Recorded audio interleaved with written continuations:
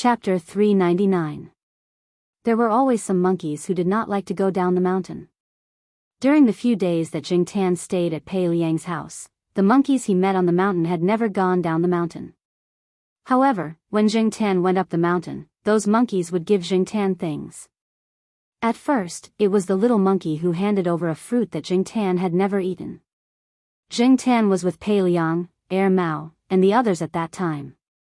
The little monkey was more vigilant toward strangers. Compared to animals, it seemed to be more vigilant and afraid of humans. Therefore, the little monkey ran away after putting the fruit in front of Jingtan. This kind of fruit is edible. I've eaten it once, Pei Liang said as he walked over to take a look. He had also eaten it from Chi Dada in the past. It was not poisonous. However, he did not like the taste very much. Perhaps it was only delicious in the eyes of monkeys. Black coal, I'll keep this for you first. I'll give it to you when we get back. Mao came over and picked up the fruit. After looking at it, he put it into his bag. Then, he said to Pei Liang, "Why did that little monkey like to hang an empty drink bottle around its neck? Do the monkeys here in the mountains have such a hobby?" Pei Liang shook his head. "I don't know." Pei Liang had never seen it on the mountain before. Whether it was on the mountain or at the foot of the mountain, the monkeys were very curious about many things and were very eager to learn. However, he had never seen a monkey with an empty plastic bottle around its neck before. Mao and Pei Liang had seen this little monkey with a plastic bottle when they went to look for Jingtan last time. However, Pei Liang thought that some tourist had hung the bottle for the monkey on a whim. When the monkey lost interest, it would throw the bottle away. However, these few days on the mountain, every time they saw the little monkey, the empty plastic bottle was still hanging around its neck. It could only be said that the little monkey liked to do this and was not tired of playing with it. However, I think black coal should have helped that little monkey. Monkeys were also sentient creatures. When I was chatting with some students at the university base, I heard them say that if Monkey A helped Monkey B, the latter would reward him with delicious food, thus establishing a tolerant and cooperative society. In addition, if there were two people, for example, A and B, the probability that the monkeys would take food from them was almost equal. It was hard to tell who they liked more. However, if B refused to cooperate with A and appeared selfish, many of the monkeys would choose to avoid the food provided by B. Some people said that this was because they had developed feelings of disgust towards B, and from an emotional point of view, they evaluated B's character and ability and felt that B might not be easy to get along with. Our family's Dada Chi is like that. He has a lot of emotions and is very cunning.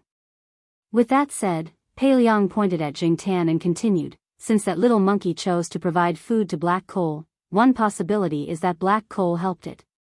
Another possibility is that based on the little monkey's behavior just now, it probably thinks that black coal is easier to get along with, so it's showing goodwill. Mao looked at Jingtan, who had a blank look on his face, and said, "Black coal seems to get along well with a lot of animals." Meanwhile, Jingtan was thinking about what he had helped those monkeys with. Other than twisting a bottle cap, there was nothing else, let alone providing food to the monkeys. Jingtan never brought food up the mountain. For many animals in the wild, wasn't food the most important thing? Without continuing to dwell on this question, the group continued to walk up the mountain. Mao and Celestine went up the mountain today to help Pei Liang deal with some matters on the mountain, so they did not bring their wives and children.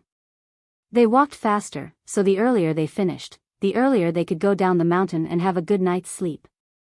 They planned to leave tomorrow. When they went down the mountain, they met the little monkey again, as well as a few other big monkeys. When they saw Jingtan, they called out to Jingtan. A few of them also came over to give him things. They were all fruits and the like. Some were the same kind of fruits that the little monkey had given him before, and some were wild fruits that grew on the mountain during the season. "What are they chirping about?" Mao asked Pei Liang. "Greetings. To be precise, they are greeting black coal," Pei Liang explained. "Black coal's animal affinity is really good." After a pause, Mao smiled and shouted at Jingtan, "Black coal, these monkeys are so nice to you." Why don't you stay here to guard the fort? Zheng Tan ignored Air Mao. He gathered the fruits together and waited for Air Mao to collect them. There were a few fruits that he had not eaten before. He would go back and try them later. Air Mao also helped Zheng Tan take a few photos with the monkeys. One of the monkeys was probably used to taking photos with tourists and was familiar with the camera. When it saw Air Mao taking photos, it went over to Zheng Tan, posed, and flirted with him. Then, it hugged Zheng Tan's neck as if they were brothers. Zheng Tan kicked the monkey away. By the way, Senior Pei, what did you bring the last time you went to Master's place? Air Mao asked. It's nothing. Just some home-brewed wine, some local snacks, and some photos. I can't bring too many things. Besides, Master doesn't lack anything. He won't like ordinary things. Pei Liang said. Then what should I do? Continue to give him tables? Air Mao asked. You're the one who gave the most tables out of all the seniors and juniors. His habit of slamming the tables is all because of you. Wei Ling grumbled. It's changed now. After all, he's getting old. How can he split the table every time? If he couldn't split it, he would feel embarrassed, so he stopped slamming it. Air Mao, you should give him something else. If you really give him tables, you'll be scolded again. This time, it's different. In the past, you were alone. It didn't matter if you were beaten or scolded. But this time, you have your wife and children. Do you want to be scolded in front of them? Pei Liang said. Unlike Celestine and Air Mao, Pei Liang took Chi Dada to Master's place several times before. Once, Chi Dada was filming a TV show nearby. This time, Air Mao and Celestine were both there. He had nothing to do, so he went with them. This time, Chi Dada had to recuperate at home. Pei Liang's wife had to stay at home to take care of the elderly, children, and monkeys. Pei Liang's eldest son and daughter were busy with their studies. In addition, Pei Liang had taken them to Master's place several times. This time, Pei Liang didn't plan to take them. Pei Liang's youngest son, Pei Jia, was only about 10 years old. He was naughty now. He played with the children and monkeys in the village all day long. When Pei Liang wasn't at home, Pei Jia was like a little devil. He didn't listen to anyone except Pei Liang. Knowing that his father would take him out to play, Pei Jia immediately took a big travel bag and started packing. Because he was too young, he went out with Pei Liang much less than his brothers and sisters. So, when Pei Liang said that he would take him out, Pei Jia was so happy that he howled at the monkeys on the roof for nearly half an hour. He only stopped when Pei Liang pulled him down. What made Pei Jia the happiest was that going out meant that he didn't have to go to school. That was a good thing. On the day of departure, Chi Dada stood at the door with tears in his eyes. He looked like he had been abandoned. If not for being pulled, he would have jumped into the car. Pei Jia dragged the bag into the car. When he passed by the door, he raised his hand and patted the back of Chi Dada's head. Just stay at home and recuperate. Say goodbye to Grandpa, Grandma, Uncle, Auntie, Brother, Sister, and Chi Dada. Air Mao said to Air. Hearing this, Air stuck his head out of the back window and called out to them while waving his hand. Wei Xiaopeng also stuck his head out of the front car to say goodbye. Zheng Tan, who was munching on a fruit, poked her head out of the window beside the passenger seat. With a hook of her hand, she threw the fruit she had just eaten at Chi Dada. Then, she ignored Chi Dada, who was screaming in anger. As the car drove off, Zheng Tan looked at the mountains that were getting further and further away. He wondered when he would be able to come again. The last time he came was 4 years ago. Would it be another 4 years before he could come again? Or even longer? Or maybe he would never come again. As for the pitiful orchid on the mountain, he could only place his hopes on the little monkey. After the car left the village and entered a road with not many people, Air Mao put on his Bluetooth headset and called his master. Master, your beloved disciple is coming to see you. Air Mao affectionately shouted. The other side of the phone paused for a moment before slowly replying, "Who is it?" "It's me, Senior Brother Pei and Senior Brother Wei." "Did you bring the kid?" "Yes, I brought him." "What about your wife?" "I also brought her. She's sitting in the back." Senior Brother Wei and I came as a family of 3. Senior Brother Pei brought Pei Jia. "What about the cat?" "I brought black coal. I'll leave the black rice with my mom for now." "Oh, that's good." After the other side said these words, Mao heard the beeping sound of the phone being hung up. Mao took off his headset and said to Celestine and Pei Liang through the walkie-talkie, "We're being resented again." "It's not the first time." Celestine said through the walkie-talkie, "Oh right, how old is Dashan now?" 17? 18? I remember that it's been a few years. He's almost 20 years old. When I was still a young boy, he was there. But at that time, he was probably still underage. He looked about the same size as an ordinary cat. I really treated him as an ordinary cat. Who knew that he would grow so big? Even a blind person would know that he wasn't an ordinary cat, Mao recalled and said. When I went there in the first half of this year, I saw him holding a rabbit in his mouth. That didn't look like a 20-year-old cat at all. Pei Liang shared what he had seen this year. It's good that he's healthy. Otherwise, Master would be lonely again. Celestine clicked his tongue. Didn't you say that you're going to find him a partner? Mao was very interested in this. Yes, Master asked someone to help him find a few. They were all chased away after a while.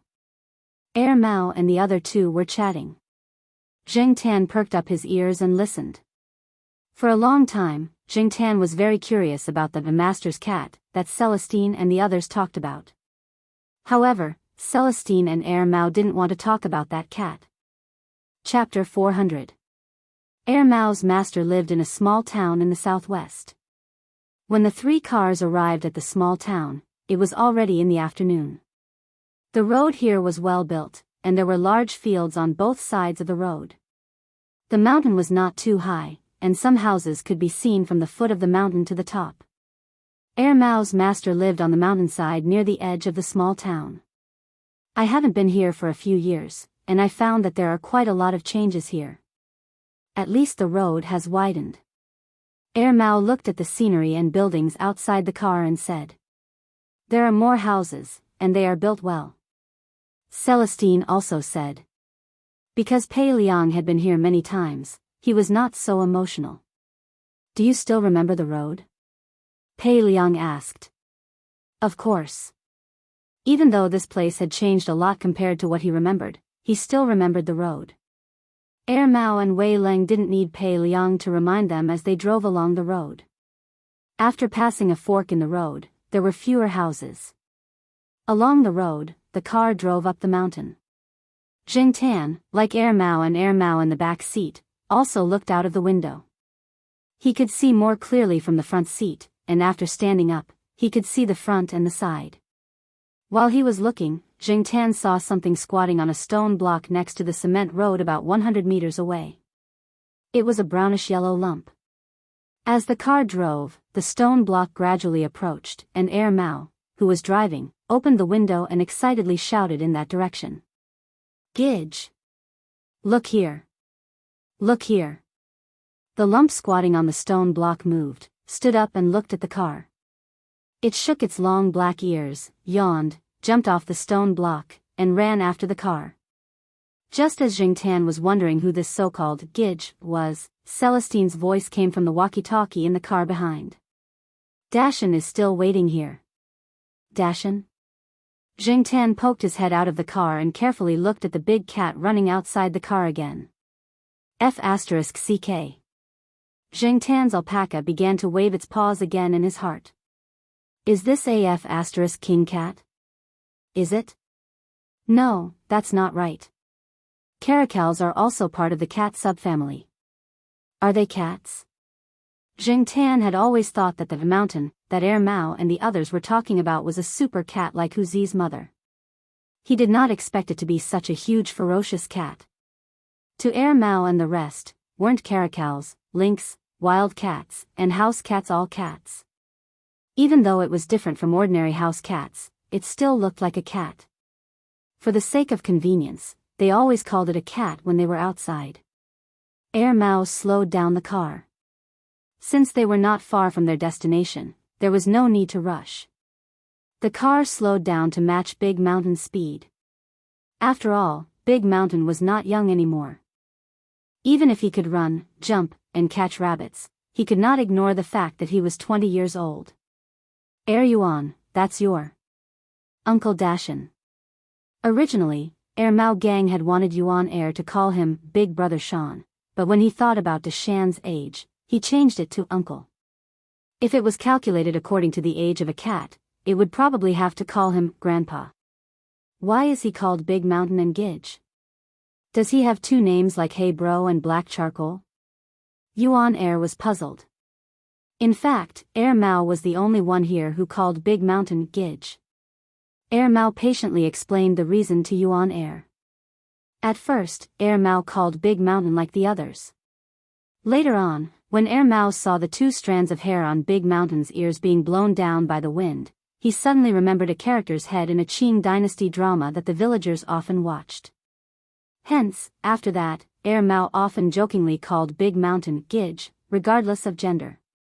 Soon, a big courtyard appeared in front of them. At the entrance of the courtyard, an old man stood there waiting. It was the old man that Jing Tan had met once before, the master that Air Mao and the others called Master. After Big Mountain ran home, he squatted beside the old man with his eyes half open. He looked a little cold, but those who were familiar with him knew that this was just his appearance. Just like the old man standing at the entrance of the courtyard, who looked calm on the surface, but was actually very happy on the inside, his appearance was not the same. After seeing the children get out of the car, the old man could not stand still and hurried over. The big cat, who was walking with the old man, glanced at Air Mao and the others, and its gaze finally fell on Jing Tan. Jing Tan's heart suddenly tightened. This big cat's gaze made Jing Tan feel a sense of pressure. There was no malice, but Jing Tan felt very nervous. Gidge, come hug me. When Air Mao left, because of Big Mountain, he always felt that cats were full of tricks, difficult to please, and neurotic. After raising black rice, his view gradually changed. No matter how many times Big Mountain had teased them, after not seeing him for a few years, Air Mao still missed him. Big Mountain stood there with a cold look on his face when Air Mao hugged him. He did not move, nor did he struggle, nor did he seem to reject Air Mao's hug. Celestine and Pei Liang also had feelings for this big cat, but they would not hug it like Air Mao did. Celestine had been scratched in the past, and he was afraid that if he went over to hug it now, he would be scratched and lose face in front of his wife and children. As for Pei Liang, although he did not bring Big Brother Qi, he still had the smell of a monkey on him. Big Mountain would dislike him, so he would not go over to tease him. I want a hug too. Air Mao ran over while holding her fluffy skirt.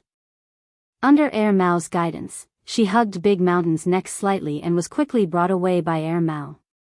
Fatty Wei also felt itchy and ran over with a round face.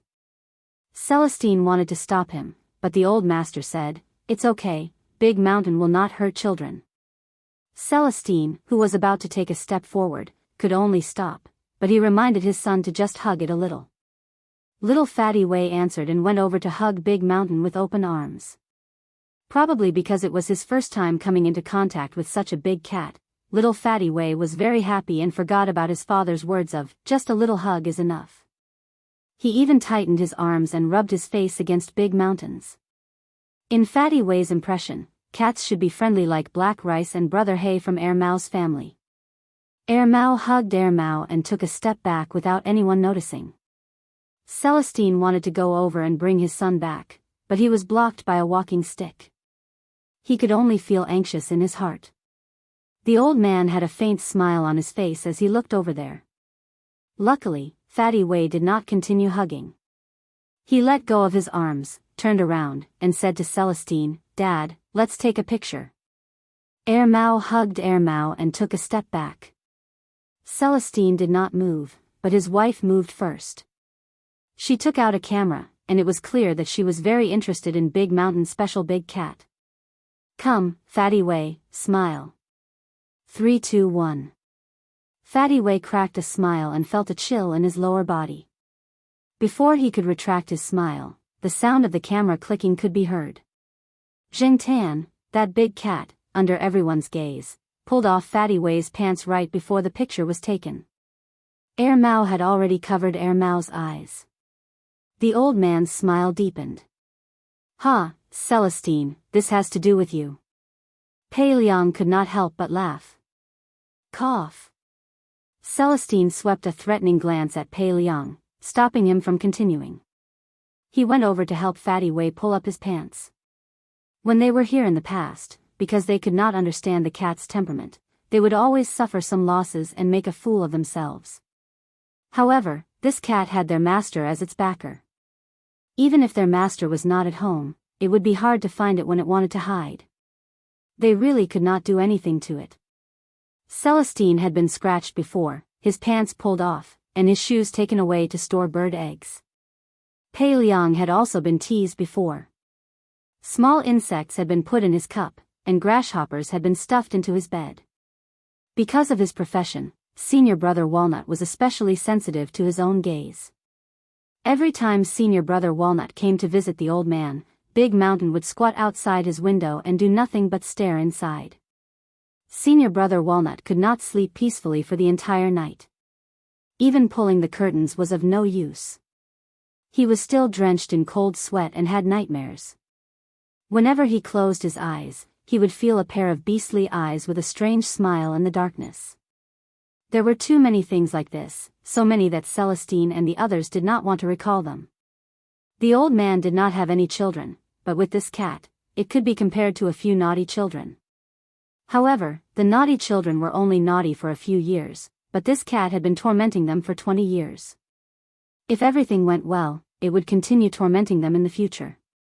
Not only did it love to torment them, it had also developed a strange temperament just like the old man.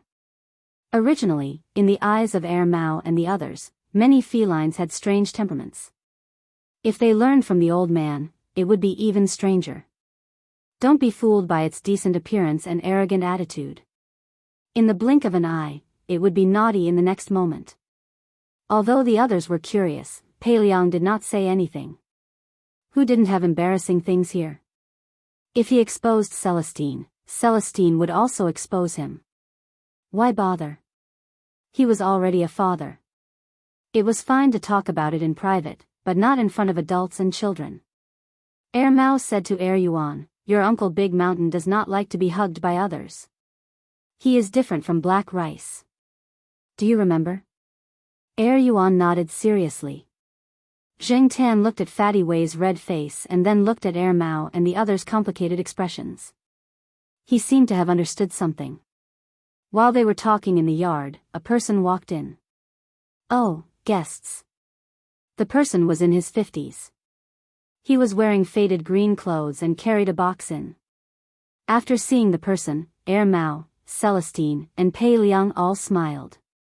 "Uncle Lin, you are here. Mao, Celestine, and Pei Liang are back. They even brought their wives and children. No wonder the yard was filled with joy even before I came in," Uncle Lin said. "Let's talk inside." The old man stepped into the house first and greeted the others. They first moved the things out of the car and cleaned up the room. They let Uncle Lin chat with the old man in the hall. While they were cleaning up, Gong Qin asked Mao about Uncle Lin's identity. "Him? He is a healthcare worker." "Oh, this is one of the healthcare workers of Master Big Mountain?" Gong Qin said. "No, he is not one of Master Big Mountain's healthcare workers." Big Mountain? Gong Qin wasn't the only one who was surprised. Even Jiangtan, who was eavesdropping on a nearby stool, was shocked. A cat actually had a healthcare worker. "The year I left here, he started to help Big Mountain with acupuncture," Mao said calmly. "Acupuncture?" "Yes. Do you think Big Mountain has a special body?" "That is because of Uncle Lin's help." Chapter 401. Uncle Lin is a famous veterinarian here. I heard that he's been a veterinarian for generations. He's just not that famous outside, but his skills are still very good. He often comes over to give Big Mountain massages and acupuncture. If Big Mountain is sick and needs to take medicine, he'll specially prescribe medicine for Big Mountain. After all, Big Mountain is different from the ordinary cats here. Also, Uncle Lin often comes over to accompany Master, play chess, and chat with him, Mao said. Gong Qin was very interested in veterinarians. However, she had been exposed to Western medicine in the past. She had never thought that acupuncture could be used on animals. When is Uncle Lin going to give Big Mountain acupuncture? Can I watch from the side? Gong Qin asked. Sure, that's not a problem. We used to watch him give Big Mountain acupuncture. Other than Master, Uncle Lin is the second person who can make Big Mountain behave. However, Uncle Lin usually comes over in the morning. He's probably here to chat with Master and give Big Mountain a massage. Massage? Gong Qin threw the things in her hands aside and went to learn. Mao tidied up the rest of the things and complained to Yuan, whenever your mother hears about this, she'll be in a daze. Look at her now, she's so energetic. As he spoke, Mao's gaze fell on Jingtan, who was squatting at the side with his head lowered. No one knew what he was thinking. He said, Black Coal, let Uncle Lin bandage you too. It's all thanks to Uncle Lin that Dashin was able to stay healthy until now. You're getting old. You were hospitalized at the end of last year and scared your cat parents. Let Uncle Lin take a look at you. If there's any illness, it'll be treated as soon as possible. We can all guarantee Uncle Lin's skills. I've seen a family's cat go into shock before. Other methods were useless. It was Uncle Lin who went over to give him a massage. Zheng Tan didn't doubt Mao's words. Although Mao was sometimes unreliable, it wouldn't make up stories like this. Moreover, Big Mountain's condition was probably due to Uncle Lin's help. Should he ask Uncle Lin to give him a massage? Even though she was just a cat, Zheng Tan still cherished her cat life. After the room was tidied up, Mao brought Yuan out. Zheng Tan followed. Mao and Wei Ling's rooms were all on the second floor. There were quite a few rooms here. Mao was currently staying in the room that he had stayed in before. When they entered, Zheng Tan even noticed that there was a small bed that had just been made. It was even padded with a thick layer of cotton so that it wouldn't bump into anything. Therefore, although the old man looked indifferent on the surface, he had already prepared a lot of things and was very meticulous. When Zheng Tan followed Mao downstairs, Uncle Lin was massaging Dashin in the hall on the first floor. As he massaged, he explained some massage techniques and acupuncture to Gong Qin. Gong Qin listened attentively. Our country's animal acupuncture originated in the primitive society and developed in the slave society. It formed a unique academic system in the feudal society. Starting from the northern and southern dynasties, it spread across the country. As for the acupuncture prescription you mentioned just now, the acupuncture points are usually made up of the Jun, Chen, Zhua, and Shi. Suan, Zhenjin Deluan, says, the main point of the disease is the Jun, Zhua is the Chen, and Chen is the Shi. The Jun point is the main point in the prescription. It is mainly used to treat the main symptoms of the disease. The Chen point is used to strengthen the Jun point. The Zhua point is used to assist the main point in treating some secondary symptoms. The Shi point is used to coordinate the effects of the other points. Let me give you an example. The prescription for treating the symptoms of spleen deficiency and diarrhea you mentioned just now is made up of the spleen Shu, Jiaoqiao, Zhigan, and Ho Sanli. These 4 points are the Jun, Chen, Zhua, and Shi points. Uncle Lin pointed at the 4 acupoints on Dashin's body and explained to Gong Qin why he chose those 4 acupoints. The Jun point, spleen Shu, is the back Shu point of the spleen. It is the point where the spleen is infused into the back of the spleen. It is the main point for strengthening the spleen and stomach and regulating qi to stop diarrhea. One of them was talking excitedly while the other was listening attentively. They completely forgot about the old man sitting in the main seat. However, the old man was sitting next to them and drinking tea. He didn't care at all and seemed to be in a good mood. Big Mountain, on the other hand, was squinting his eyes and lying there with a satisfied look on his face.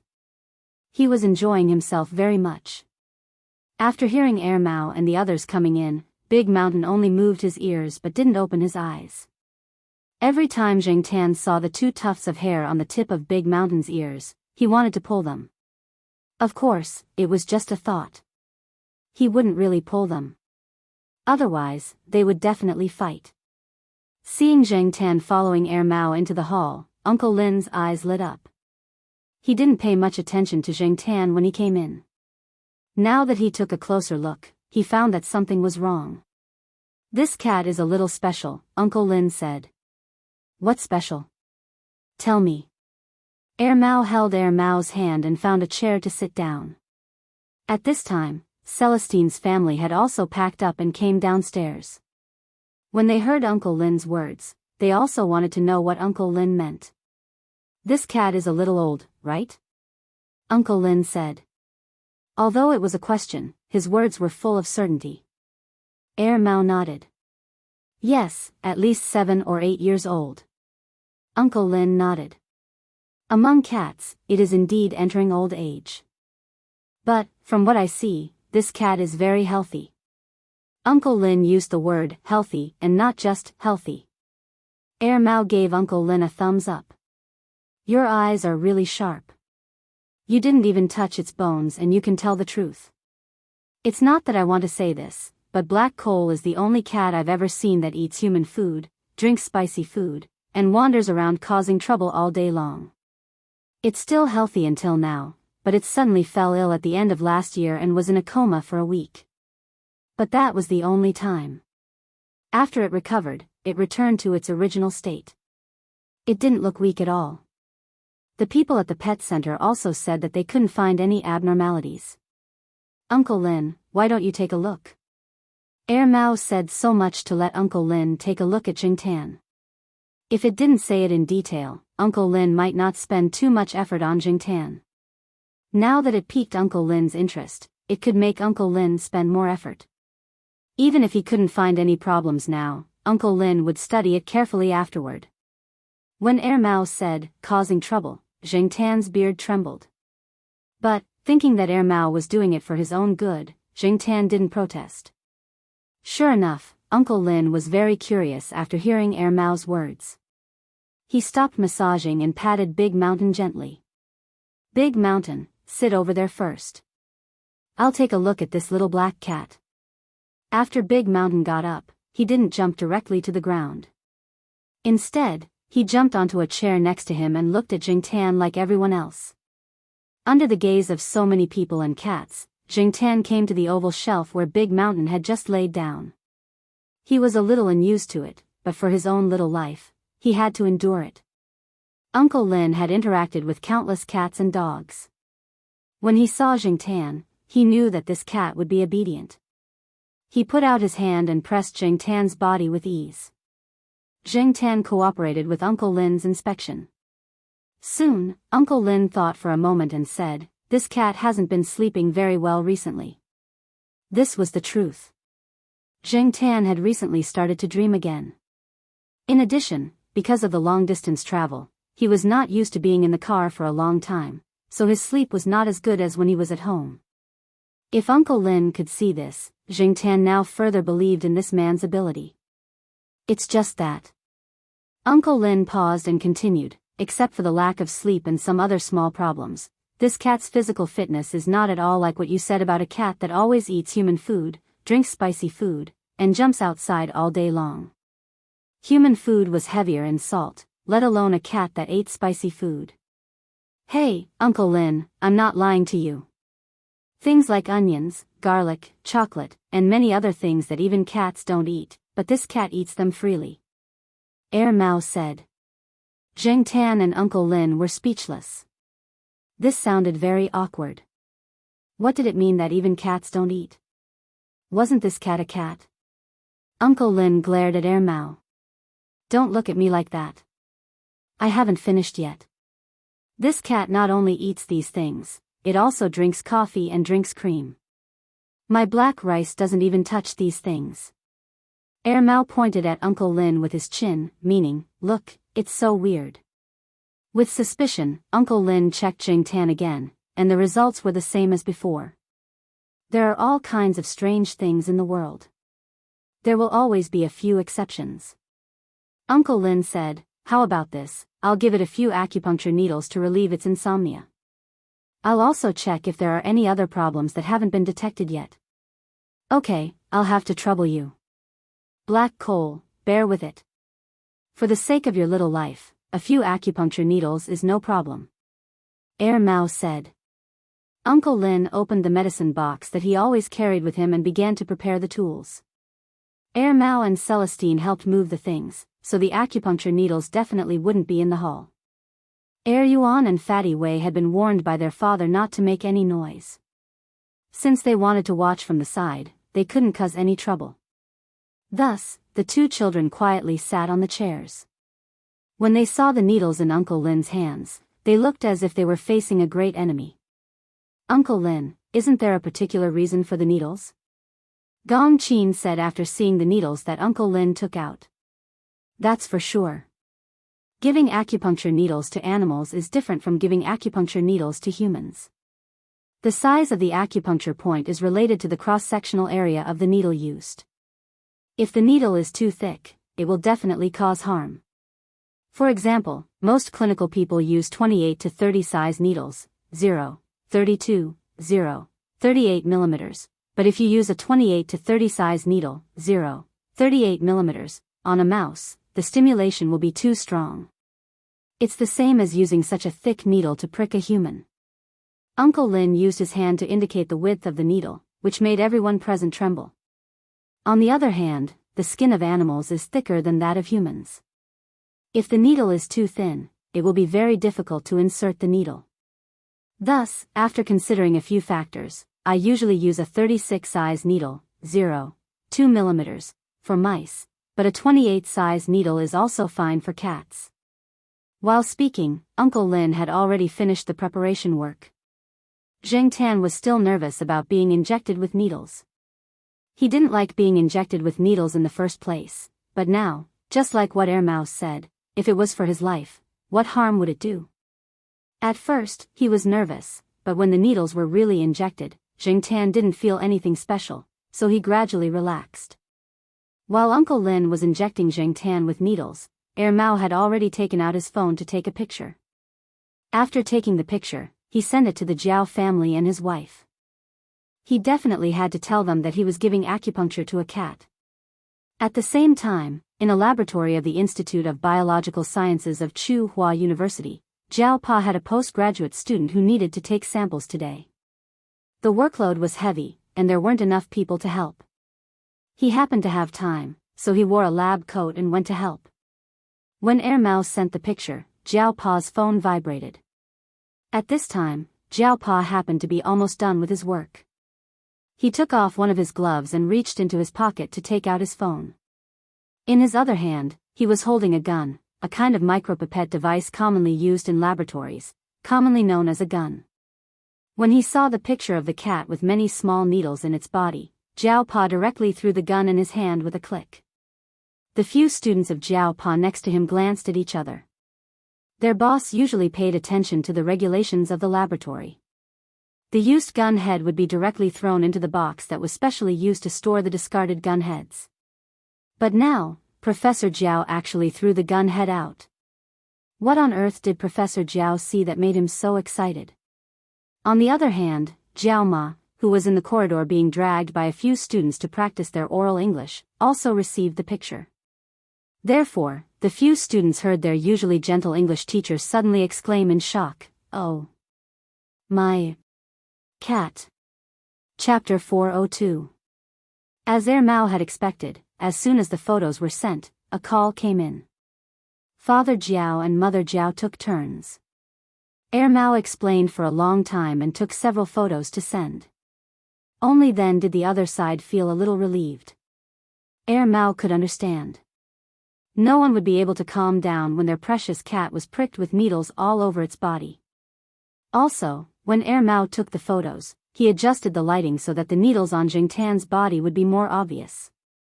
That way, the Jiao Pa and Jiao Ma would be more shocked. No wonder the two of them had such a big reaction. Mao called the Jiao family and explained that Jingtan, who was pricked with needles, was actually fine. There wasn't much pain, and it wasn't as comfortable as Mao had expected. Mao wasn't sick, so needles shouldn't cause too much of a reaction. What did Uncle Lin say before he pricked Zhang Zian? First, he said he would relieve Jingtan's sleeping condition, then use acupuncture to check if there were any hidden diseases. Now, it seemed that his judgment was the same as before. He's not sick? Celestine asked. Now that the needles had been pricked, Uncle Lin should be able to tell if there were any problems. Uncle Lin shook his head in silence. After a while, he said, looking at his body, I really can't believe that this is a cat that is about to be classified as old. He's unbelievably strong. He's really not sick. He was really sick at the time. He slept for a week. The veterinarians at the pet center couldn't do anything about it. Mao had already finished the phone call. He had also told the Jiao family about Uncle Lin's diagnosis, but after hanging up, he still asked his question. Uncle Lin continued to shake his head. Only Jingtan knew that this probably had something to do with his biggest secret.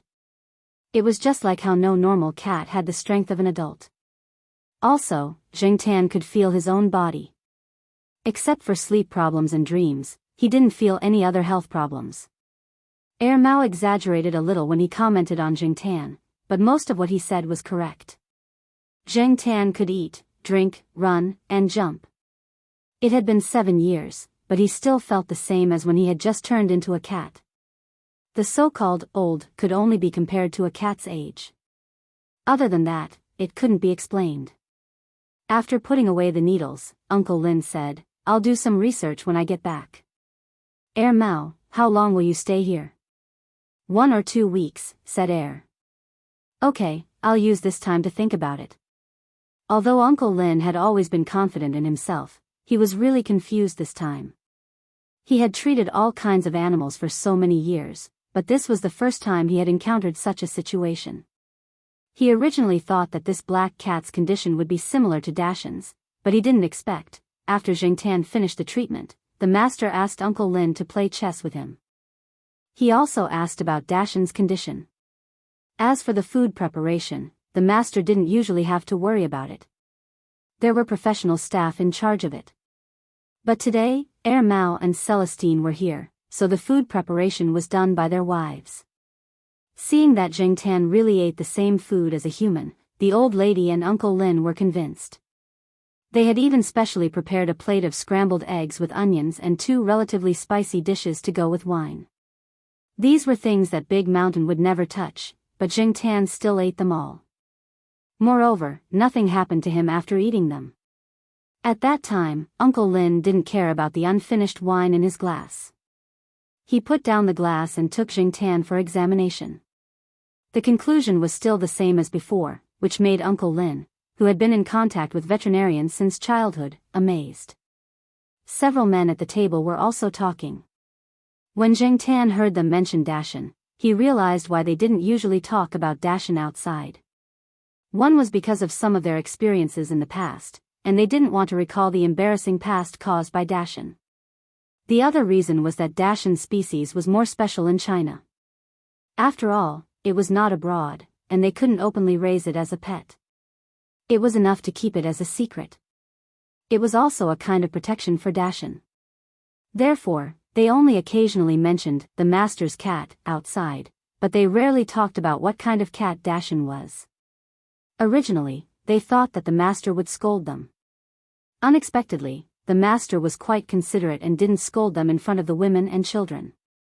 After the meal, Uncle Lin took his leave. The old man chatted with Mao and the others about the current state of the 3 of them, how their families were doing, whether there were any troubles, how their children were, and other topics. After that, the old man also talked about Dashan. The master picked up this unique cat in the mountains, which was a little far from here, and named it Dashan. Generally speaking, creatures like caracals shouldn't exist in the local area. However, he heard that there were people who illegally brought in wild animals, so it should be those people who brought it in. When Dashan was young, the master only thought that it was a slightly special cat. He had never seen a caracal before, so he didn't think much of it. Later, he heard from some people that it was a caracal. It was just that there were no caracals in the area, and after it was brought in, it became the only one in the area. Over the years, the master didn't think about finding a partner for Dashan, but every time this guy spent some time with him, he would kick away the partner that he went through a lot of trouble to get. Even though Dashan had a bad temper, was always causing trouble, and did things that were not always satisfactory, the master always kept Dashan by his side. After a long time, it became a habit, and the master treated Dashan as a friend in his old age. Dashan also got along well with his master. He didn't like to be carried by others, especially children, but that was others, not the master. Old people were special. Uncle Lin was one of them. After getting older, Dashan doesn't like to cause trouble as much as before, the master said. Celestine curled his lips. Not causing trouble? Who was the one who took off his son's pants? It could only be said that Dashan didn't cause trouble as much as before. He was old and didn't have the energy to cause trouble for others. He wanted to, but he didn't have the strength. As for Dashan, he didn't really dislike Mao and the others. He usually paid attention to hiding outside. Dashan wasn't a pure family pet. He was in a semi-wild state and kept many wild habits. Yesterday, because he wanted to welcome Mao and the others, he squatted at a conspicuous stone block by the roadside. Otherwise, passers-by wouldn't have noticed him so easily. According to Mao and the others, Dashan used to often welcome them there. This seemed to have become a habit. From these words and Dashan's behavior, this cat was still very humane. On the first night here, Jiangtan slept in a foldable tent. This was a small tent that would be propped up after it was opened. This was a gift from Xiaogua, but Jiangtan didn't use it much at home. This time, he brought it out. Some soft cushions prepared by Jiao Ma were placed in the tent as a mattress. Jiangtan slept in it at night. The foldable tent was placed on a small square table close to Yuan's small bed. Maybe it was the acupuncture treatment during the day, or maybe it was the relaxation after the long journey, but Jiangtan slept very well that night and didn't feel uncomfortable in an unfamiliar environment. Early the next morning, the ear-piercing sound of something being scratched on a hard board rang out. It gave people goosebumps just by listening to it. Moreover, it was quite rhythmic, as if someone was shouting slogans, 1, 2, 1, 2. Jiangtan's hearing was good. This sound made Jiangtan unable to sleep anymore. After being awakened by the sound, Jiangtan came out of the small tent. Mao had already sat up, his hand on his forehead. He looked at Gong Qin, who was still a little confused, and Yuan, who was sleeping on the small bed, and said, I almost forgot. Dashan's alarm clock rings on time every day. Jiangtan climbed out of the window, jumped onto the railing on the second floor, and looked down. In the yard, Dashan was scratching a hard board. The sound was made by it. At this moment, Dashan's two front paws were rhythmically scratching the board that was leaning against the wall. Looking at the board, there were already countless scratches. It was conceivable that this situation didn't just happen today. Just like Mao said, this was a Dashan's alarm clock. In an open space outside the yard, the old man was practicing boxing. The speed wasn't fast, but it wasn't Tai Chi either. It might be a set of fitness boxing that the old man practiced himself.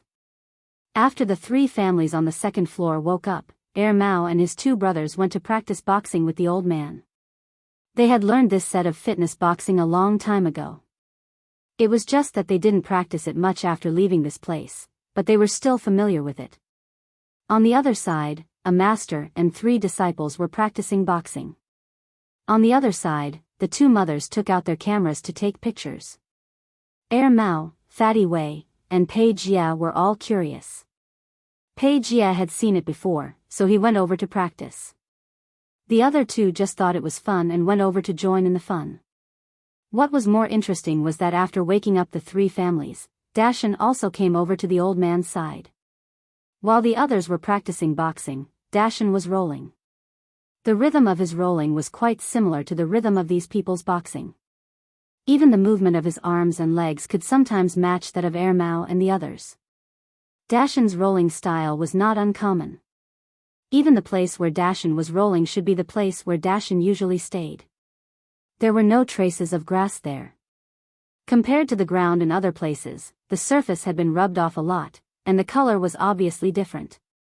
Cats seemed to be unable to get rid of their carefree appearance. Even when they were sharpening their claws, they sometimes looked absent-minded. Uncle Lin said that other than the treatment and maintenance he gave Dashan, the reason why Dashan could live for so long and be so healthy might be related to his own personality. In other words, it might be related to some of the feline's habits. It was always difficult to determine who was better in a battle between cats and dogs, but in a battle of life expectancy, cats were better. This might be related to their hidden unruliness, which was more leisurely compared to dogs, and their way of coping with domestic life. Take domestic cats as an example. Although most cats died of old age in their teens, there were many cats in their 20s and 30s. It was said that there were experts who estimated that their theoretical value could reach up to 40 years old. With Dashan here, even if Mao and the others weren't here, this yard wouldn't feel lethargic, Gong Qin said. The sun hadn't risen yet, and the air was slightly cold. An old man and an old cat. One was practicing boxing, and the other was rolling. Chapter 403. Zheng Tan realized that there was something wrong with the big cat for the past 2 days. Or perhaps, it had always been like this? In short, other than the first day, Zheng Tan felt that the big cat had been looking at him strangely for the next few days. Every time Zheng Tan turned around to look at it, the big cat didn't choose to look away. It just looked at him and wasn't afraid of looking at him face to face. Something was wrong.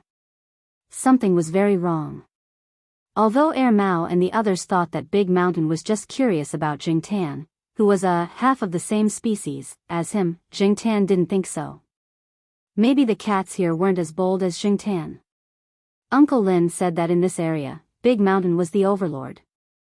The surrounding cats and dogs, regardless of whether they were domesticated or wild, wouldn't come face to face with Big Mountain. Some would run away as soon as they saw Big Mountain. Only Zheng Tan wasn't afraid of Big Mountain and didn't care. To put it bluntly, it was as if he didn't care about Big Mountain at all. It wasn't that Zheng Tan didn't care about Big Mountain. It was just that he was more inclined towards the perspective of a human. To a special cat, other than the initial novelty, there was nothing else. Mao and the others, as well as the old master, definitely hoped that Zheng Tan and Big Mountain could get along well. From Zheng Tan's point of view, both of them were males. It was already a good thing that they didn't bare their claws and fight for territory.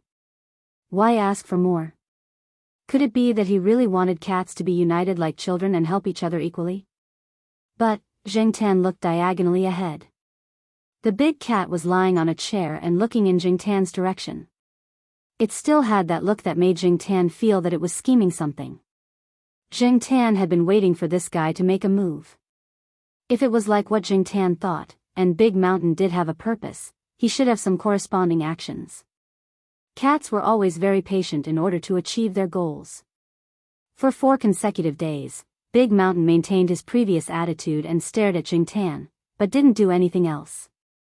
Turning his head back, Zheng Tan continued to stare at Yuan Er and Fatty Wei, who were drawing beside the short table, but he was already pondering. Judging from Big Mountain's expression, he should be taking action soon. Sure enough, half an hour later, Big Mountain jumped down from the wooden chair and walked to Zheng Tan's side. Just like Zheng Tan, he squatted down and watched Yuan and Fatty Wei draw. Fatty Wei Xiao Tian immediately stood up when he saw Mountain approaching. He pulled up his pants and took a few steps back, looking at Mountain with vigilance. Yuan Er looked at Big Mountain and then at little Fatty Wei. He didn't move, but he didn't draw either. Zheng Tan glanced sideways at Big Mountain.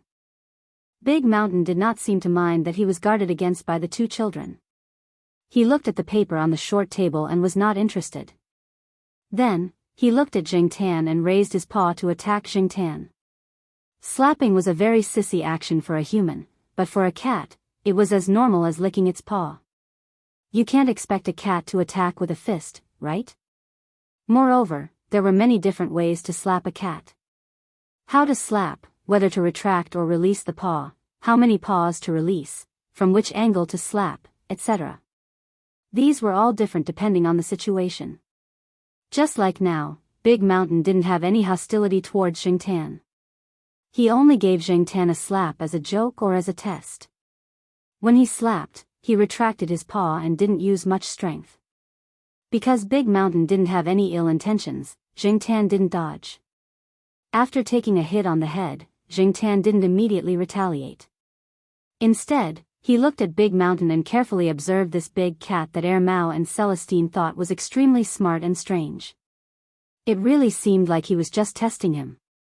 Jingtan took a hit from Big Mountain and didn't immediately retaliate. However, Yuan and Fatty Wei were still young. One was almost 3 years old, while the other was 3.5 years old. They didn't have enough ability to distinguish. When they saw Big Mountain slap Jingtan, they thought that Jingtan was being bullied. Wei Xiaopeng remembered that his father had told him that if Dashan and Jingtan were to fight, he should inform his father. Thus, Wei Xiaopeng pulled up his pants and ran out of the courtyard, shouting as he ran, "Daddy, Daddy! Uncle Sean and Brother He are fighting."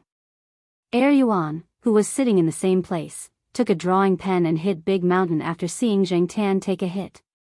To Yuan, Brother He was naturally closer to him than Uncle Sean.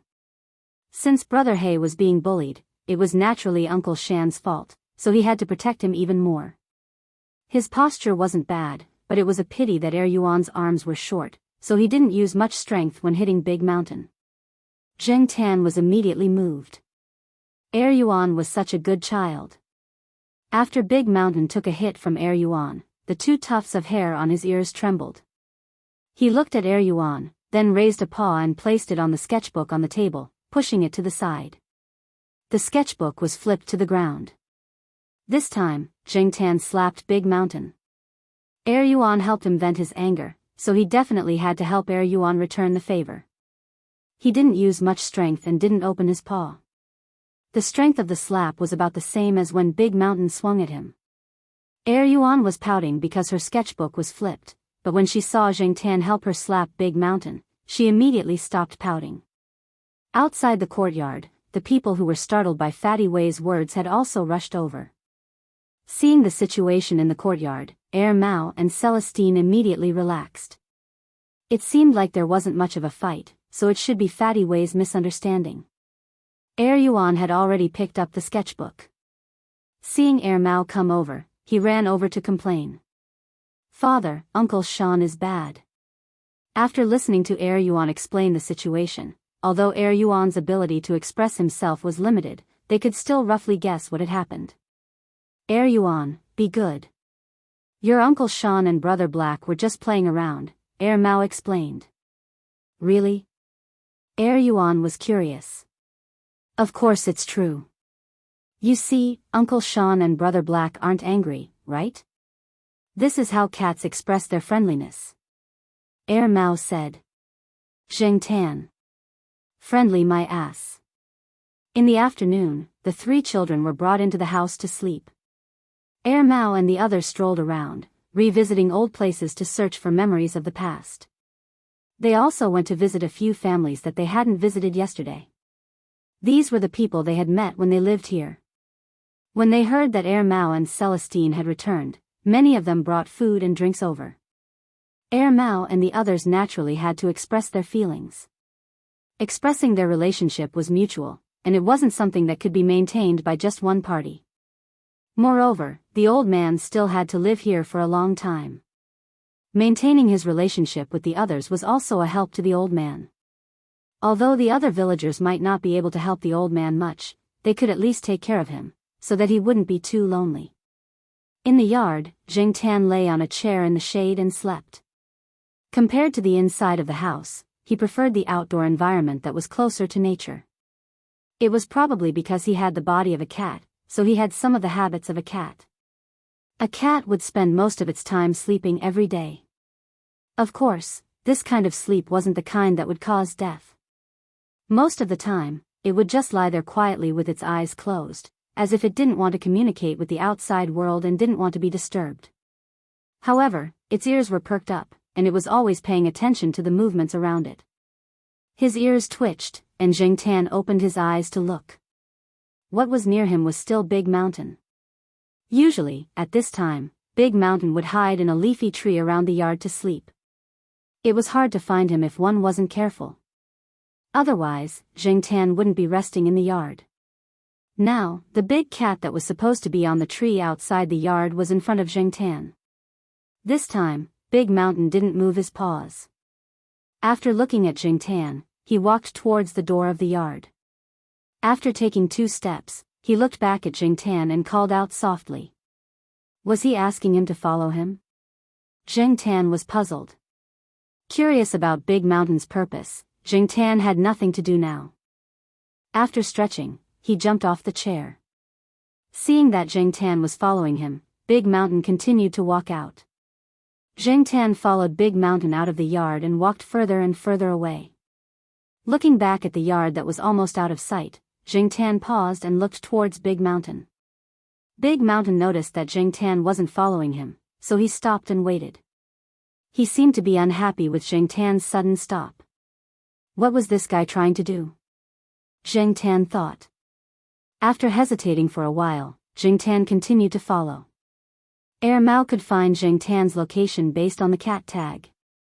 Even if Jingtan was left behind by Big Mountain and got lost in the wild, there was no need to worry. Jingtan, on the other hand, wanted to explore further, so she continued to follow Dashan. Big Mountain led Jingtan away from the familiar hill that wasn't too high. They left the village and entered the wild forest. There were no roads here. In the beginning, there were traces of human activity, but as they went further, there were fewer traces of human activity. Instead, there were traces of small animals. Jingtan followed Big Mountain and looked around vigilantly.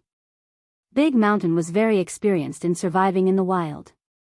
His steps seemed light, but he was always paying attention to his surroundings. Jingtan learned a lot, but he didn't do much.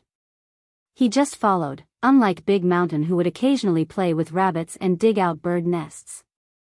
Looking at Big Mountain, Jingtan understood why so many ecologists and ornithologists didn't like cats. In some places where cats didn't exist, one more cat would be a big threat, not to mention a slightly bigger one. As natural hunters, cats wouldn't stop exercising just because they weren't hungry. After eating and drinking, they would play with their prey. They wouldn't care about the ecosystem, the food chain, or the invasion of species. They would act according to their own temperament. Big Mountain ate a small bird that Jingtan couldn't name. He played with it and dropped 2 eggs. When it was about time, he caught a rabbit on his way back. Big Mountain's experience in surviving in the wild and his understanding of this area allowed him to always find prey and kill it easily. Jingtan followed Big Mountain and walked around outside and back again. He started to think. Jingtan didn't know much about Big Mountain's behavior when he went out. He only knew that Big Mountain would go out into the wild once or twice a week. The old man didn't mean to keep Big Mountain at home, and Big Mountain could always come back on time. The old man was used to it and wasn't worried anymore. This big cat was very smart. He had been with the old man for 20 years, and the old man had taught Big Mountain like a child for 20 years. He would always learn something. Compared to other cats, Big Mountain was smarter. This had been proven by Mao and the others. Jingtan also felt it. And because of this, Jingtan was curious about what Big Mountain wanted to do. Jingtan felt that this afternoon's trip was also a test by Big Mountain. He didn't think that Big Mountain was simply taking him for a walk in the wild. Chapter 404. When Jingtan followed Big Mountain into the distance, Mao's phone began to beep.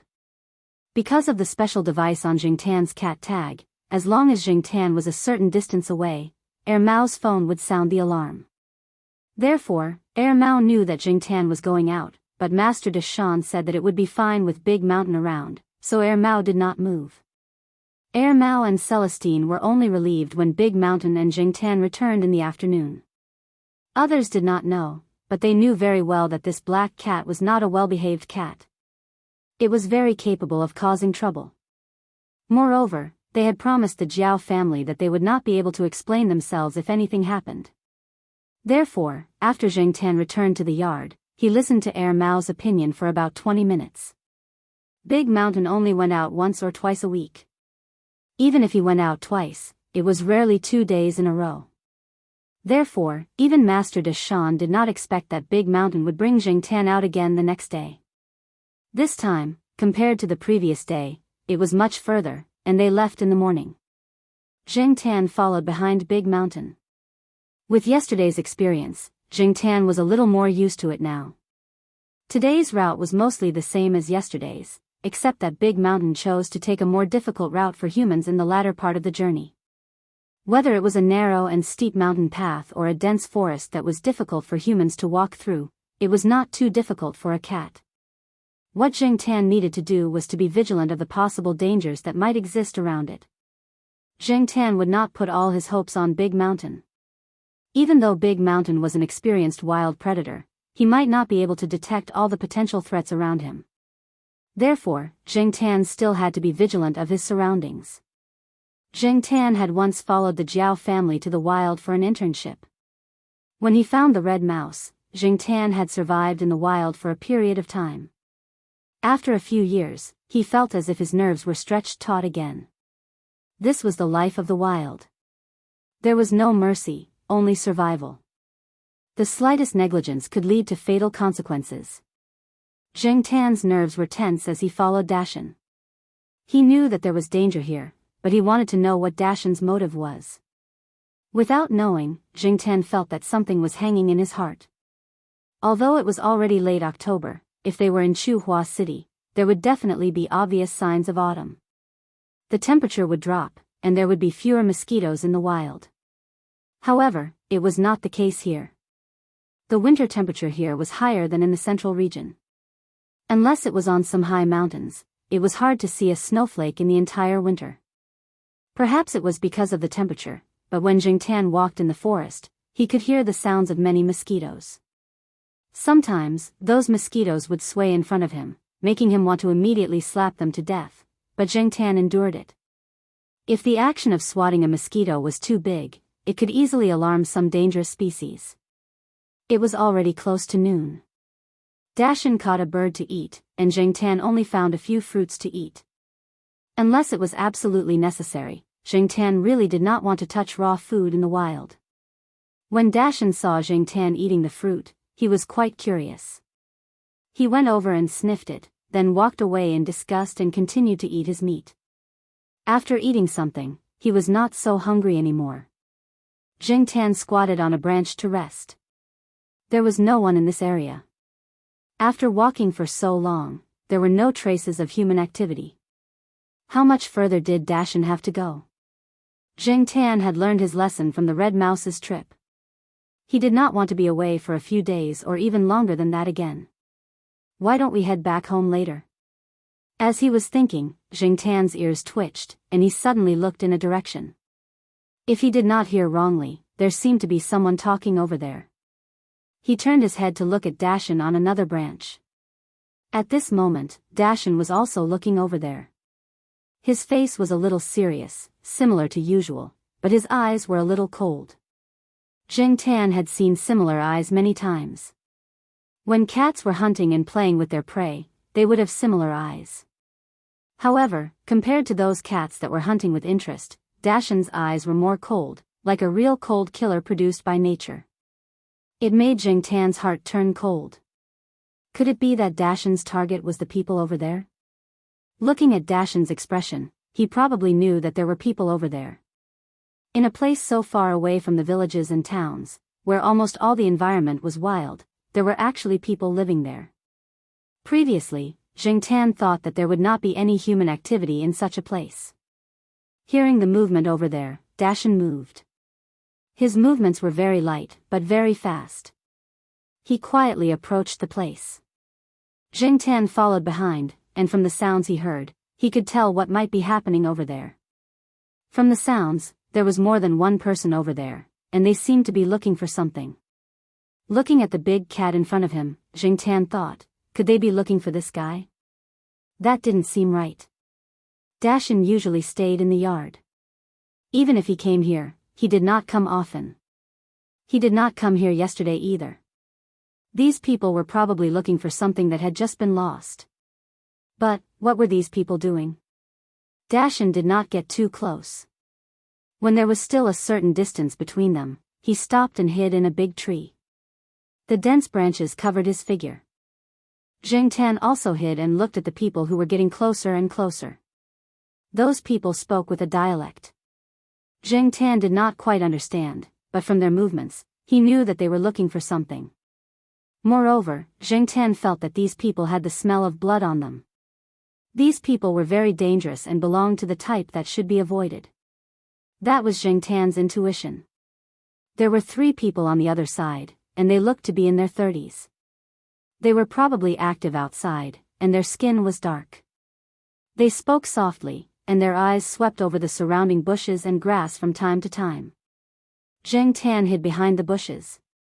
As the 3 people got closer and closer, Jiangtan became nervous and his breathing became careful. Fortunately, when they were about 10 meters away, they probably felt that there were too many bushes here and did not find any suspicious tracks, so they changed direction and left. When they were far away, Jiangtan took a deep breath. Dashan jumped down from the tree. The branches made a rustling sound as he moved. Fortunately, those people were far away and could not hear it. After jumping down, Dashan looked in the direction that the 3 people left. His ears twitched, and after making sure that the 3 people did not return, he started walking again. Jiangtan followed Dashan. He did not know what Dashan wanted to do, but he was sure that it was related to these people who were active in the depths of the forest. What should he do next? It was just 2 cats. Even if they had a grudge, what could they do to those people? Even if Jiangtan turned into a human, he would not be able to fight against any of the 3 people. Of course, if they used other means, it would be a different story. Dashan did not seem to have the intention to chase after the 3 people. Instead, he walked in another direction. Half an hour later, Jiangtan saw a simple shed made of cloth and wood. From the sounds coming from inside, he knew that there were some animals in the wooden house. Poachers? That was not right.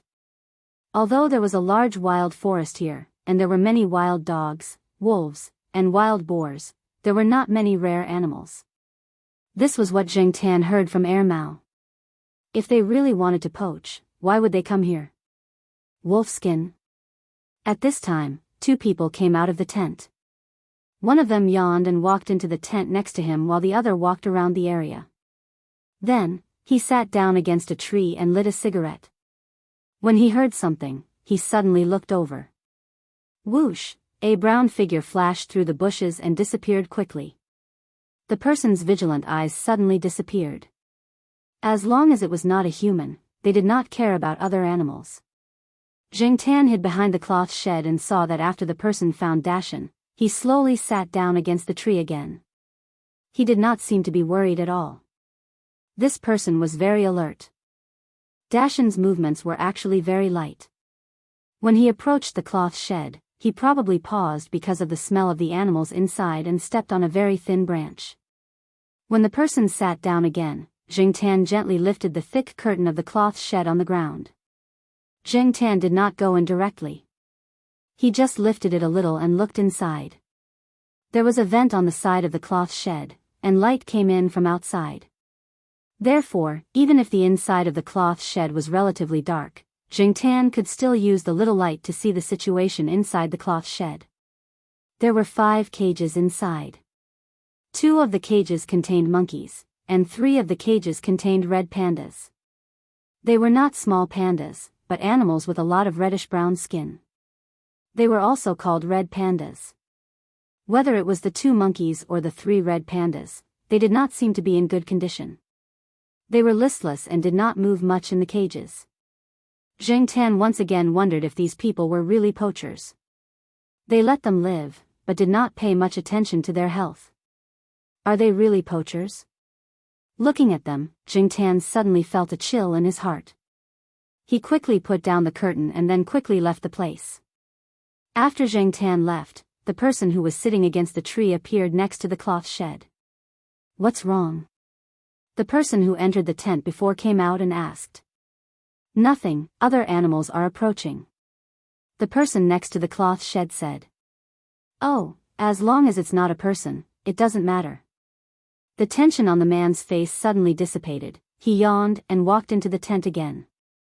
"I'm going to sleep for a while, I'll take over when I wake up." Zhang Tan, who was hiding behind a tree not far away, looked at the two people over there. Compared to the three people he met before, Zhang Tan could still hear a few words in the words of these two people and guessed the meaning of their words. Zhang Tan did not go over to inquire again, and Dashan seemed to know that he could not get close to that place, so he planned to go back. However, Zhang Tan felt that this guy was still a little unwilling to give up. Even if he was unwilling, there was nothing he could do. Zhang Tan did not want to provoke those people. As he walked back, Zhang Tan was also thinking about the two people just now, as well as the monkeys and red pandas in the cages in the cloth shed. He only paid attention to whether there was any danger around him, but he did not pay attention to his feet. Suddenly, he felt that he stepped on something. Zhang Tan paused and looked down. Chapter 405. Zhang Tan couldn't tell what the slimy substance under his feet was. It might have the smell of some animal, but Zhang Tan's experience was limited, so he couldn't guess. He could only tell from Mountain's fearful eyes that it wasn't a good thing. Even those who Zhang Tan thought were dangerous, Mountain didn't show such an expression. If it was an animal that could make Mountain so fearful, then this animal must be at the top of the food chain in this forest, much higher than Mountain. As long as it wasn't animal feces or snot, Zhang Tan lifted his foot and wiped the slimy substance on the grass beside him. At the same time, he looked around. The slimy substance didn't only exist here. When Zhang Tan stood up and looked around, he saw that there were more slimy substances not far from his left. After thinking for a while, Zhang Tan chose a relatively tall tree and decided to look around to see if he could find anything. At least he had an idea. Even if Mountain knew what it was, he couldn't tell Zhang Tan. If Zhang Tan wanted to know, he had to find the answer himself. Standing on a branch more than 10 meters above the ground, Zhang Tan looked in the direction where he saw the slimy substance. More than 20 meters away, on a small patch of grass between two trees, there was a brown substance. From Zhang Tan's angle, he couldn't tell what it was for the time being. There was a lot of slimy substance there, just like the slimy substance that Zhang Tan had stepped on. Carefully listening to the surroundings, Zhang Tan didn't hear the sound of other people or large animals. He looked around to make sure there was no other danger. He estimated the distance to another tree, gathered his strength, and jumped. Mountain was still anxiously pacing around below, looking at the slimy substance after every 2 steps. He was very careful when he sniffed it, and quickly retreated after a few sniffs, as if he would be in danger if he sniffed too much. While Big Mountain was carefully sniffing around the traces of mucus, the commotion above scared the anxious and nervous Big Mountain away. When he realized it was Zhang Tan who made the noise, he looked up from behind the tree.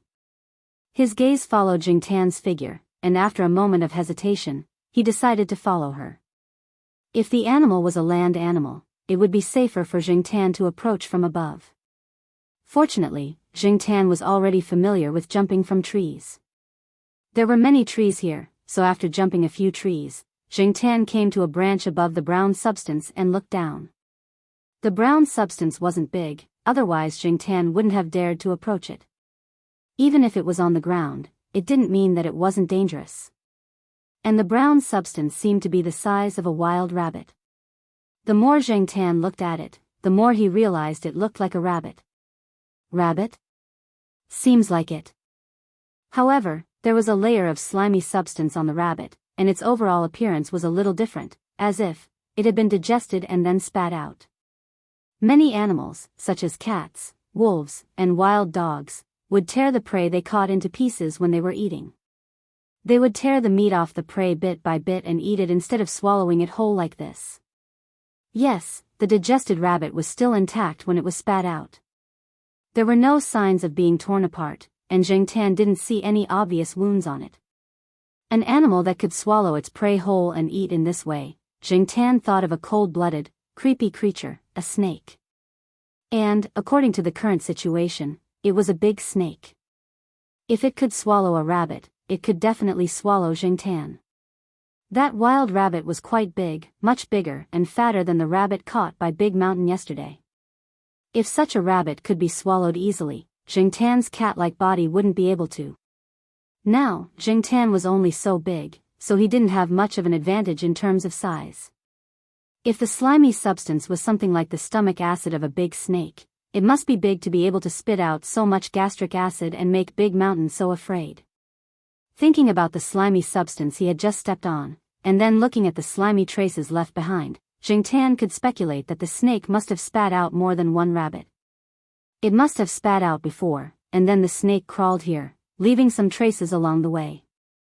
After arriving here, it spat out again, and then, Jiangtan looked at the big tree he was on. The tree was old and very tall. Jiangtan climbed up a little and looked ahead. The trees in front were not so dense, and there were only some weeds and various short shrubs. Because of this, Jiangtan could see what was there. Jiangtan just thought that it would be a python as thick as an adult's calf that spat out the rabbit, but now it seems that Jiangtan still underestimated it. It wasn't a calf, but a thigh. Moreover, 2 meters away from the snake, there was some vomit. It spat out about 6 or 7 rabbits, and the digestion level was similar to the previous one. Jiangtan thought that the probability of a wild python eating so many rabbits of the same size at one time was not high, unless it was specially raised by someone who threw rabbits to the snake as food. Such a fat rabbit didn't seem to live in the wild often. It was very likely that the rabbit was specially raised by someone. And what was the purpose of raising such a big snake? On the way from Pei Liang's hometown, Jiangtan heard from Mao and the others that there were indeed many people who raised snakes in this province. Because of the climate, there were many people who raised snakes, turtles, and flowers. There were definitely people who raised big snakes, but Jiangtan didn't expect to encounter one here. The snake was curled up, motionless, and he didn't know whether it was dead or alive. It spat out almost all the food it ate, so it must be feeling unwell. It was such a big guy, no wonder Dashan was afraid. If the big snake was dead, it would be fine, but if it was alive, it was definitely an extremely dangerous thing. Jiangtan didn't dare to get closer. He looked at Dashan below and thought that it was better to leave quickly. Curiosity killed the cat. Moving lightly on the tree branch, Jiangtan planned to leave, but just as she took a step, she heard the sound of someone running in her direction, and the person was running very fast. It was the 3 people he met before. Could it be that they were looking for this big snake? Dashan had already heard the commotion and hid, but Jiangtan didn't leave immediately. He came down from the tree and hid behind the trunk. The 3 people seemed to be in a hurry to find their target. Jiangtan couldn't hold back his curiosity and followed them not far behind, but they didn't notice.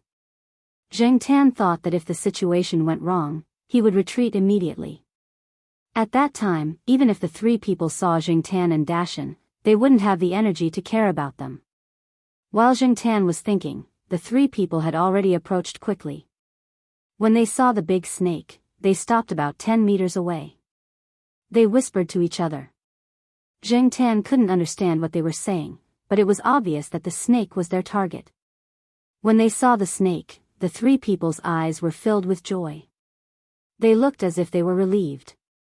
Among the 3, 2 of them took out their guns, and the other picked up a stone beside him and threw it at the big snake. The fist-sized stone hit the big snake, but the snake didn't have any reaction. Seeing this, the person who threw the stone continued to walk forward. When he got close to the big snake, he boldly lifted the snake's tail to take a look. After confirming something, he turned back and nodded to his 2 companions. The 2 people with guns were relieved to approach the snake. Looking at them fiddling with the big snake, Jiangtan knew that the big snake was either dead, close to death, or had no strength to resist. Jiangtan thought that they would directly drag the snake away, but then, Jiangtan saw one of them take out a folding knife, turn the snake's body slightly, and then use the knife to cut open the snake's tail not far away. After cutting it open, the man used the knife to poke inside, and then pulled out a small glass bottle. The bottle had cracks, and some blood had entered it. In the small bottle, there was something pale yellow that hadn't completely dissolved in the blood. Jiang Tan didn't know what it was, but it was definitely not something good. Maybe it was another forbidden drug or something like that. Jiang Tan had heard that some people used animals to transport drugs, so that they could avoid the eyes of some drug dogs or some people. Such a big snake in front of him was indeed a good warehouse. But for some reason, the bottle hidden inside broke, and the drug flowed out, finally causing the death of the big snake. It seemed that they had discovered another great secret. Should he tell Mao and the others? No, Jiang Tan directly rejected in his heart. This time, Mao and Celestine came with their families. They were just traveling and visiting the old people. It was inconvenient for them to move around. If they were really involved, it would be troublesome. These people might be desperados. If they didn't have the courage to do this kind of thing, how could they do it? These people were too dangerous. Forget it, this kind of thing would be taken care of by specialized people. Jiang Tan decided not to worry about it. He was just a cat, not a Superman who specialized in punishing evil and promoting good. After the three people struggled for a while, they dragged the snake away, probably finding a suitable place to dispose of it. They had already gotten what they wanted, and the snake was already dead. They wouldn't waste the effort to bring such a big snake back. After the three people left, Jiang Tan came out of his hiding place. This time, Big Mountain didn't want to continue staying there, and his footsteps were much faster. Did Big Mountain discover the hidden secret? Jiang Tan suspected, but the possibility was too small. Although Big Mountain was smart, he didn't know all these.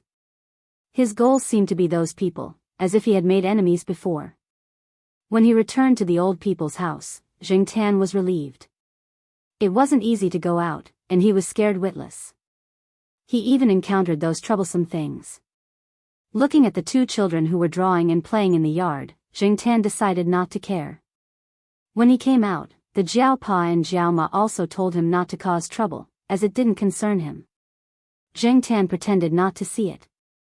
At worst, he could report it anonymously. This time, he also brought his phone. When he left, he could report it anonymously.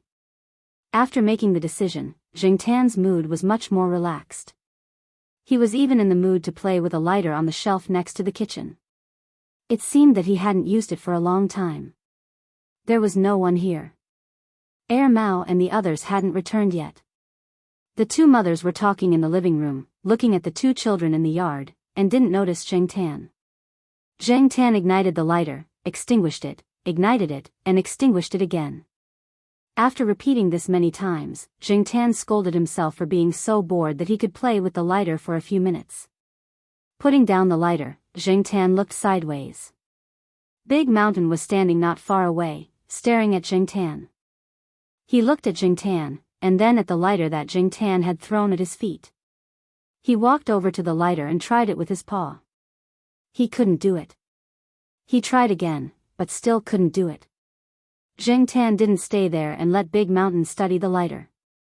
Therefore, when the old master returned with Mao and the other two, he only saw Jiang Tan with the two children. After searching for a while, he found Deshan next to the kitchen. When he found Deshan was still fiddling with the lighter. It had been an hour, but he still hadn't been able to ignite the little toy. With a bang, Big Mountain slapped the lighter far away and stared at Jiang Tan. Chapter 406. Big Mountain was also very curious. In order to learn how to play with the lighter, he would go to Jiang Tan early in the morning every day, with the lighter in his mouth. Jiang Tan would only teach Big Mountain how to play with the lighter when there was no one around. When there was someone around, he would never teach him. Big Mountain's ability to learn was as strong as his curiosity. Although he was not as good as Jiang Tan, compared to other cats or other animals in the cat subfamily, Big Mountain was quite smart. After Big Mountain learned how to play with the lighter, he did not bother Jiang Tan anymore. He went out to find a place to practice with the lighter in his mouth. Jiang Tan only hoped that this guy would not burn the tree because he was playing with the lighter. Without Big Mountain, Jingtan had time to follow Air Mao and the others to the village to see the turtles. After being here for so long, Jingtan had not really walked around the village. The day before yesterday, Air Mao and the others went to see a family sow giving birth to piglets. Jingtan also wanted to go and see. There were more farmers here, and he heard that the family was raising piglets. Jingtan had only eaten them before, but had never seen them give birth. He wanted to go and see something new, but he was blocked by Big Mountain. He had to teach Big Mountain how to play with the lighter, so he missed the time to see the piglets. Today, Air Mao and the others were going to see the golden turtle, and Jingtan just happened to follow them. Although this place was remote and did not look like a rich place, in fact, many families here had millions of assets, and their houses were built like luxurious villas. For example, the family today had spent millions on surveillance and anti-theft equipment, and the golden turtle in the house was worth more than 10 million. However, in Jingtan's eyes, the golden turtle that sold for 200,000 or 300,000 was nothing special. After looking at it for a while, he lost interest and squatted on the side, yawning. After visiting the breeding site, Air Mao and the others were taken to a place to rest. They sat on a big balcony on the second floor and drank tea. The person who showed them around was about the same age as Air Mao. Air Mao called him Daheo. The people here seemed to like adding the word Daheo in front of their names, even if they were only in their 20s or 30s. At this time, Dahao was bragging to Air Mao and the others about how he had become rich in the past few years. This person was more familiar with Air Mao and the others. They used to play together when they were here. Raising turtles was actually a suggestion made by Air Mao. Later on, this guy became more and more popular. Now, he was also a millionaire with a net worth of tens of millions. Who is that person? Celestine suddenly asked.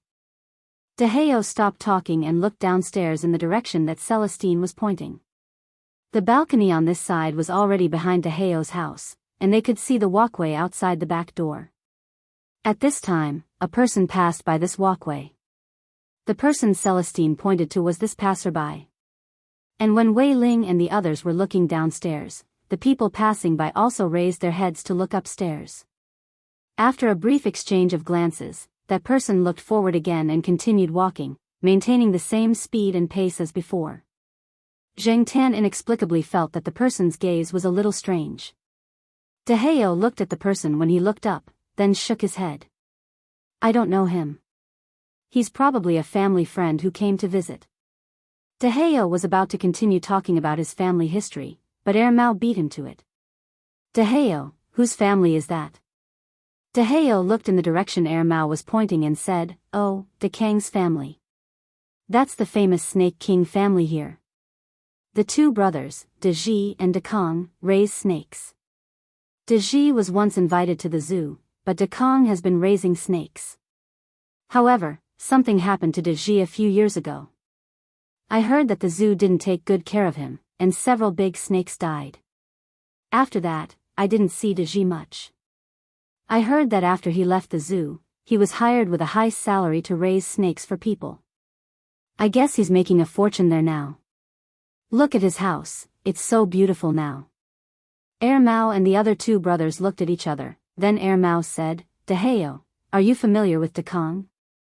I'm quite interested in snakes. Does his family have that kind of big snake? Something like a big python. Daheo said sneakily, yes. Because many breeding practices did not conform to the local rules in the strict sense, Daheo did not speak too loudly. If he was not familiar with Air Mao and the others, he would not have said too much. He has a lot of snakes. I've seen a giant python in his house. It's so thick. I heard that he bought it from somewhere else at a high price. Daheo compared it. Zheng Tan looked at it. It seemed to be about the same size as the one he saw in the forest a few days ago. However, something happened in the past. That big snake ran out and ate a few people's livestock. It almost killed them. Later, the village had a rule that they were not allowed to raise such a big snake, nor were they allowed to raise poisonous snakes. Otherwise, people would be afraid. However, Deheo lowered his voice. I think they still raise it in private. It's just that no one has seen it. Deheo took Mao and the others to the so-called Snake King's house. It was not far from Deheo's house. They walked along the road for about 100 meters and turned a corner. From the balcony on the second floor, they could see the Snake King's house. After arriving at the door, Deheo began to knock on the door. Dekong. Dekong, are you there? Deheo was about to knock on the door but was stopped by Mao. Mao took out a thin iron wire and began to fiddle with it. After a few seconds, the door lock was opened.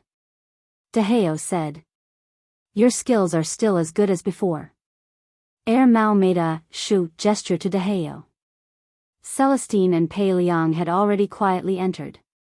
Although Deheo did not quite understand why Mao and the others were doing this and felt that something was wrong, he trusted Mao.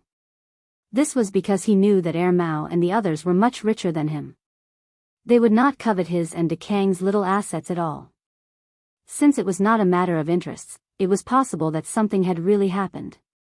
He knew that Mao and the others were still quite capable.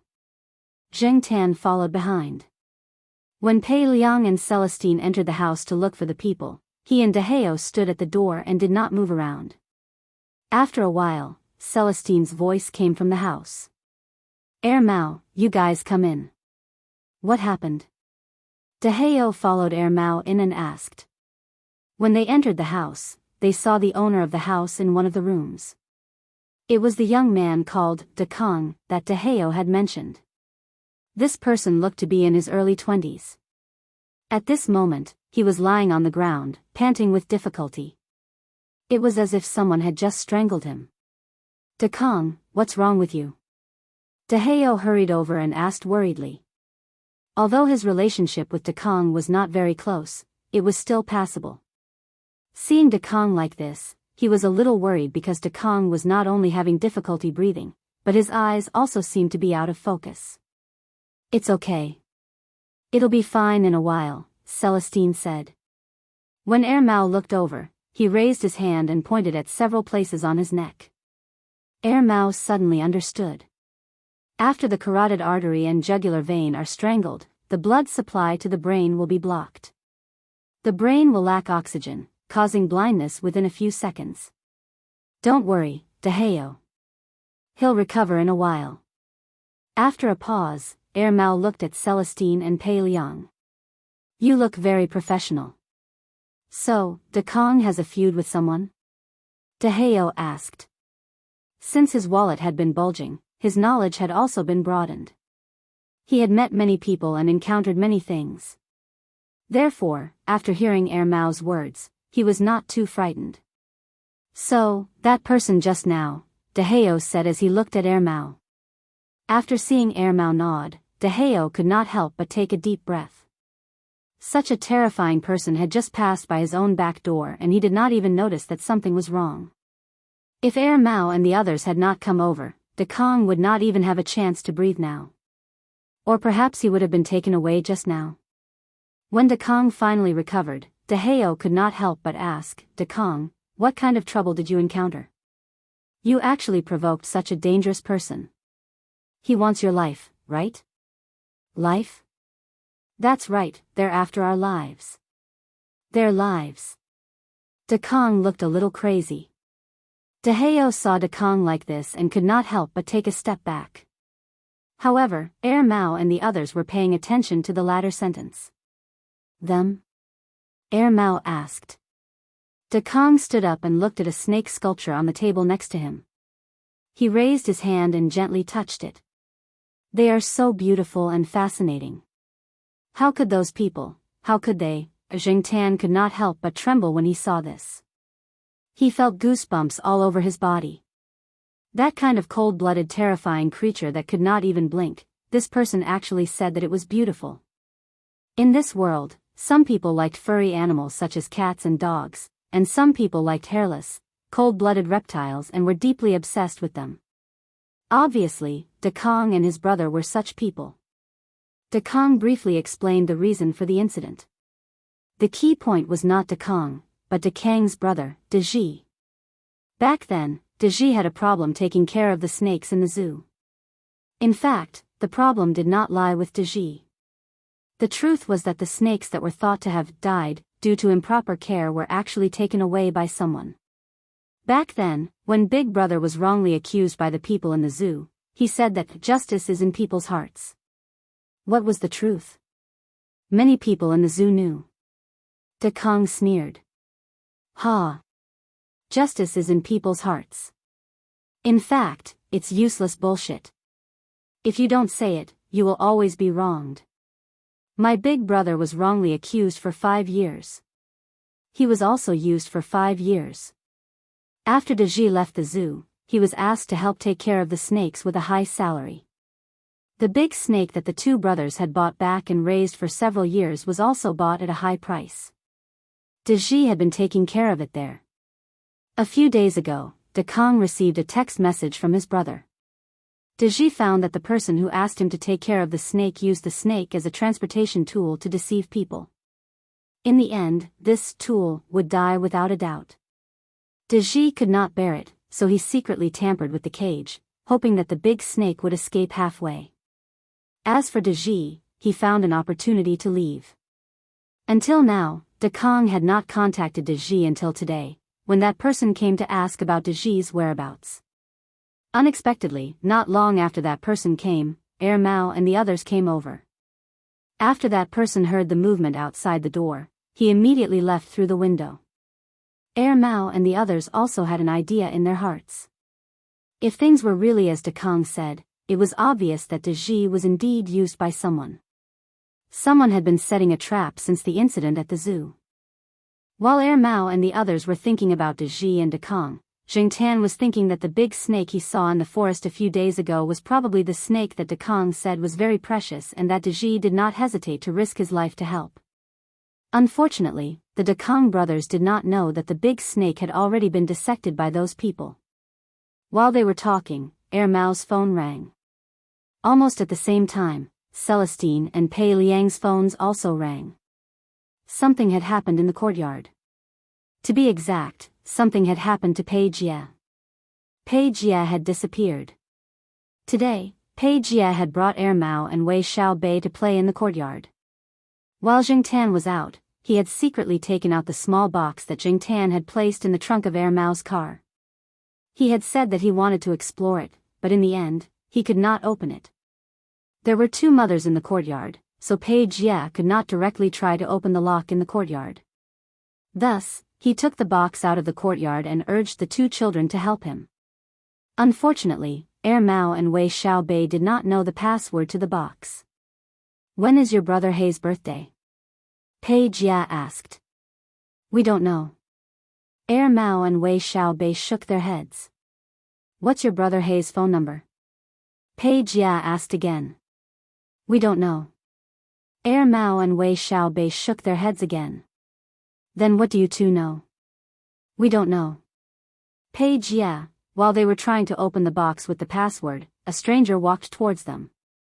When the 2 mothers in the courtyard heard the noise and came out, Uncle Lin, who was helping to look after the 3 children, had been knocked unconscious on the ground. Mao and Wei Xiaobei were hiding behind the car, and Pei Jie was nowhere to be seen. Mao told Wei Xiaobei that Pei Jie had been taken away by a stranger.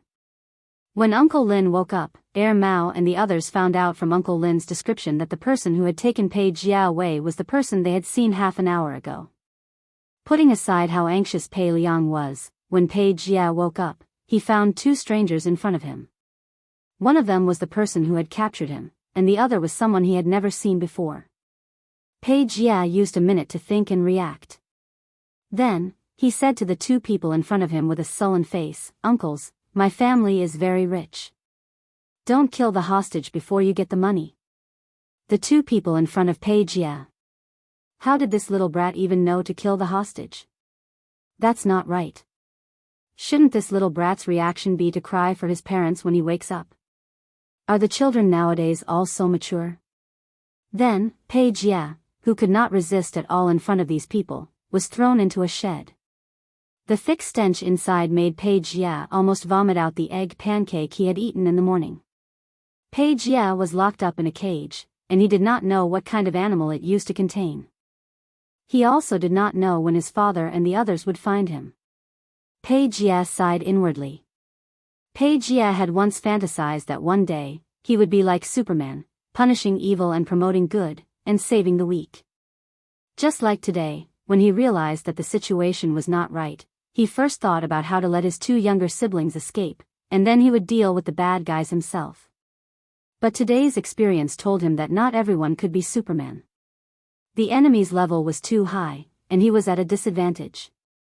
He usually thought that he was very awesome, but when he really encountered a problem, he realized that he was helpless.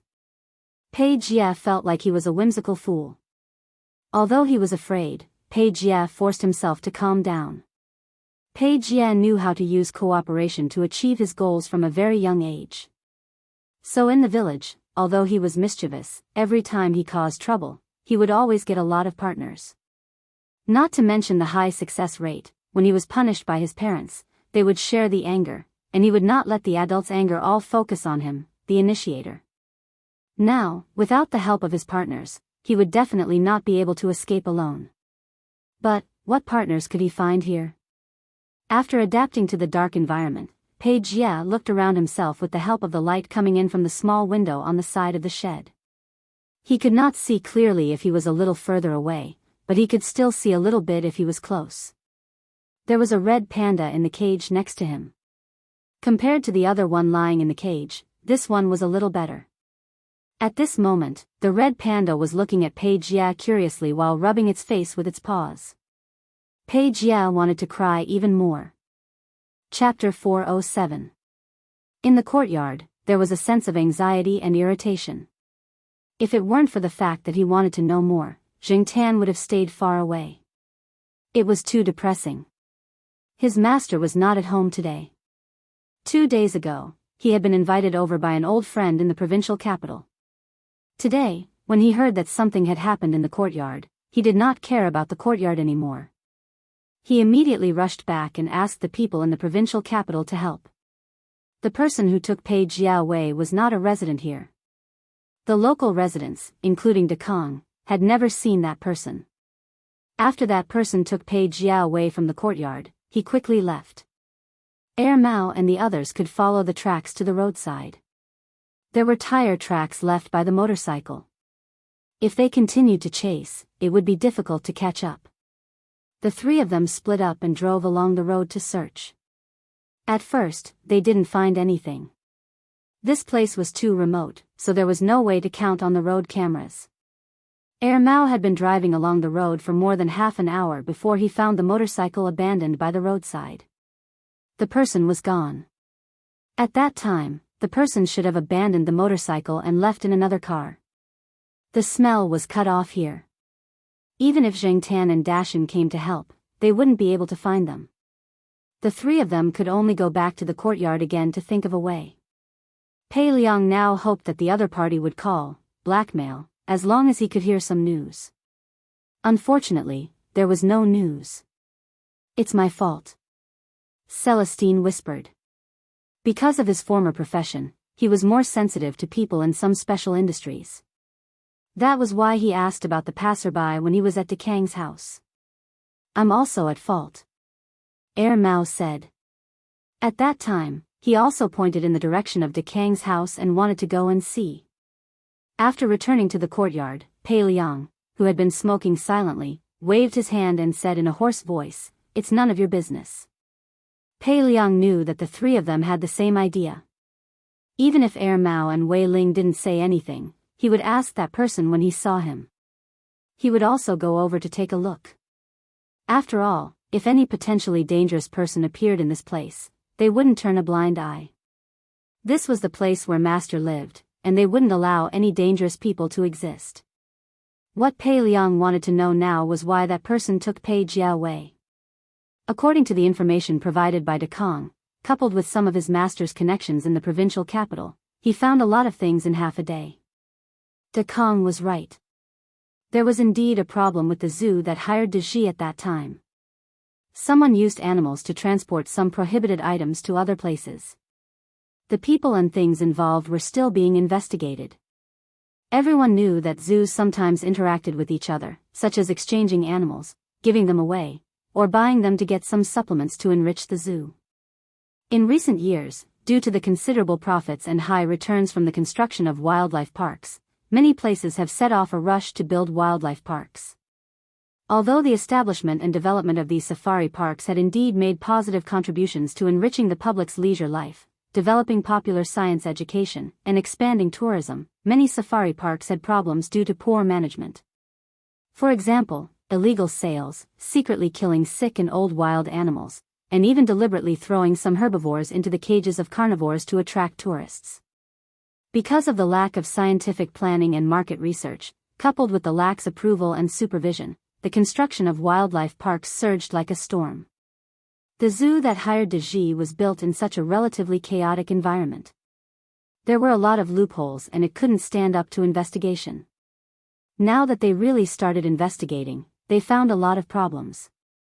The matter of De Kang's brother Deji being wrongly accused was just an inconspicuous corner. The zoo's matter involved too many administrative departments. Mao and the others didn't care about those and didn't want to care. They only wanted to know how Deji's matter was related to Pei Jia being taken away. They were anxious to find out who took Pei Jia away. After analyzing the information they found and connecting it to today's matter, the three of them felt that the other party should have some understanding of them.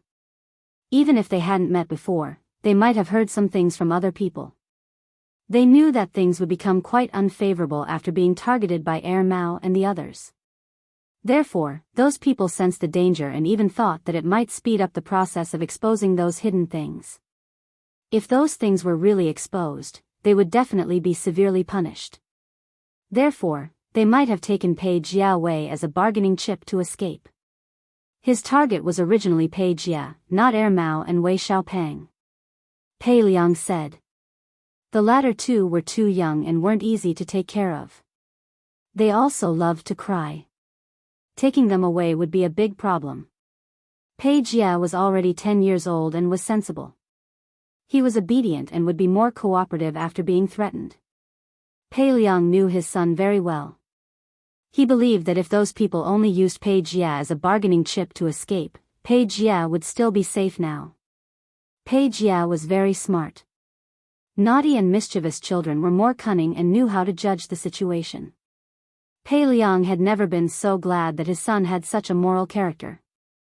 As long as Pei Jia's side was stable and didn't anger those people, Pei Liang and the others would have more opportunities to find answers.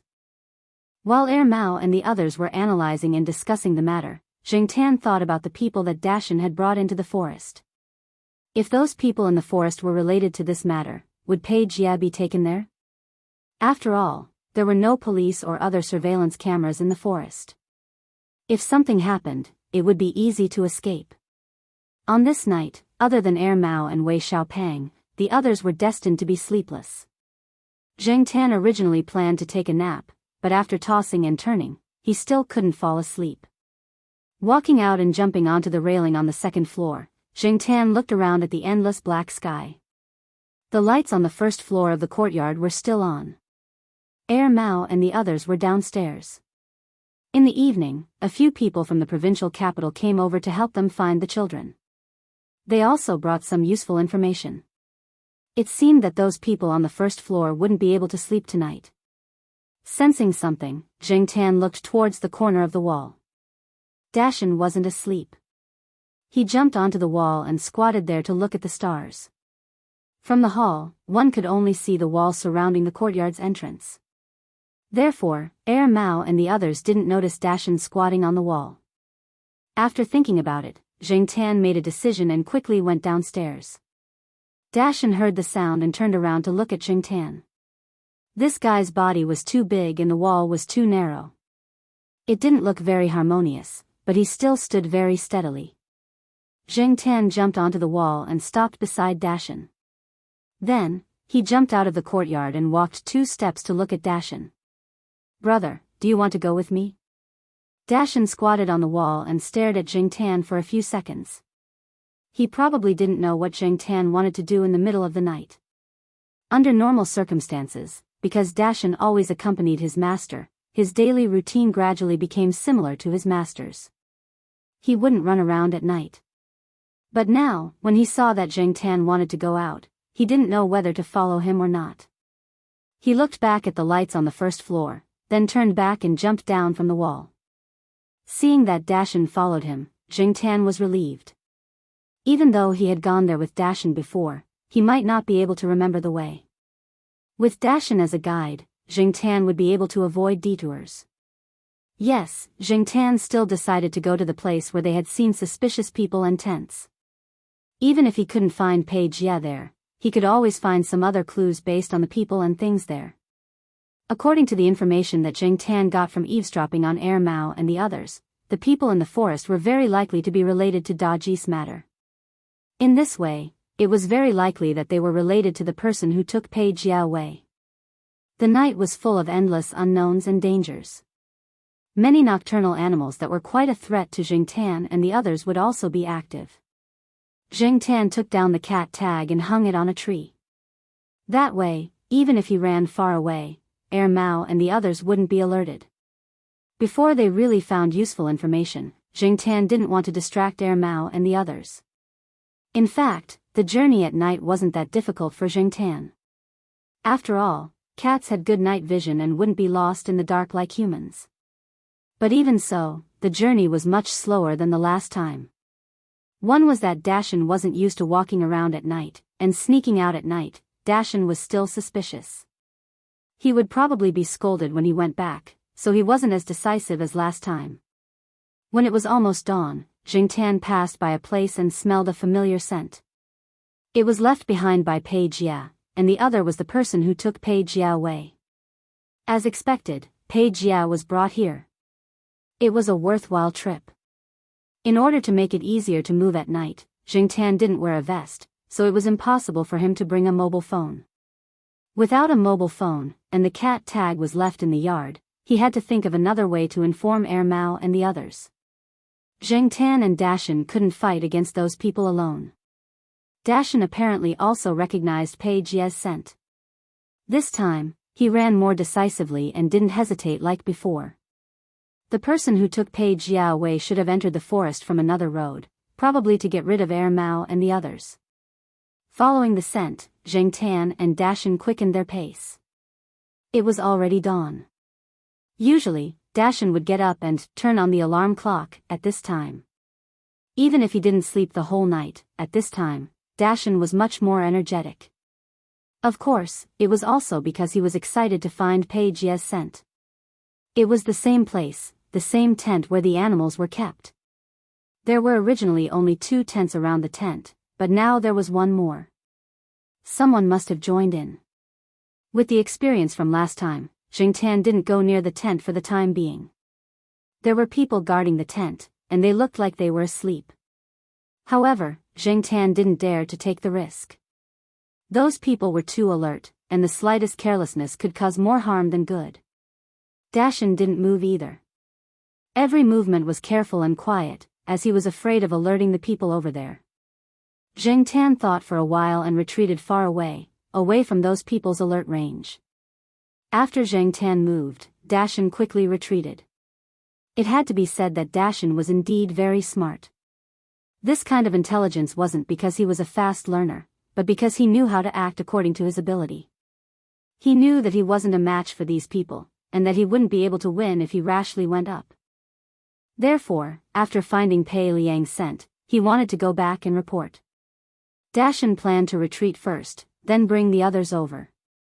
However, after running a few steps, he realized that Jing Tan was still there, and didn't seem to want to go back with him. He even stopped and waited. Jing Tan waved his hand and told Dashan to go back on his own. He planned to stay here and observe the situation. If there was an emergency, he could still help. After all, Pei Jia was just a child. Seeing that Jing Tan didn't want to leave, Dashan continued to run a few steps, then stopped and looked back. After running a distance, he looked back again.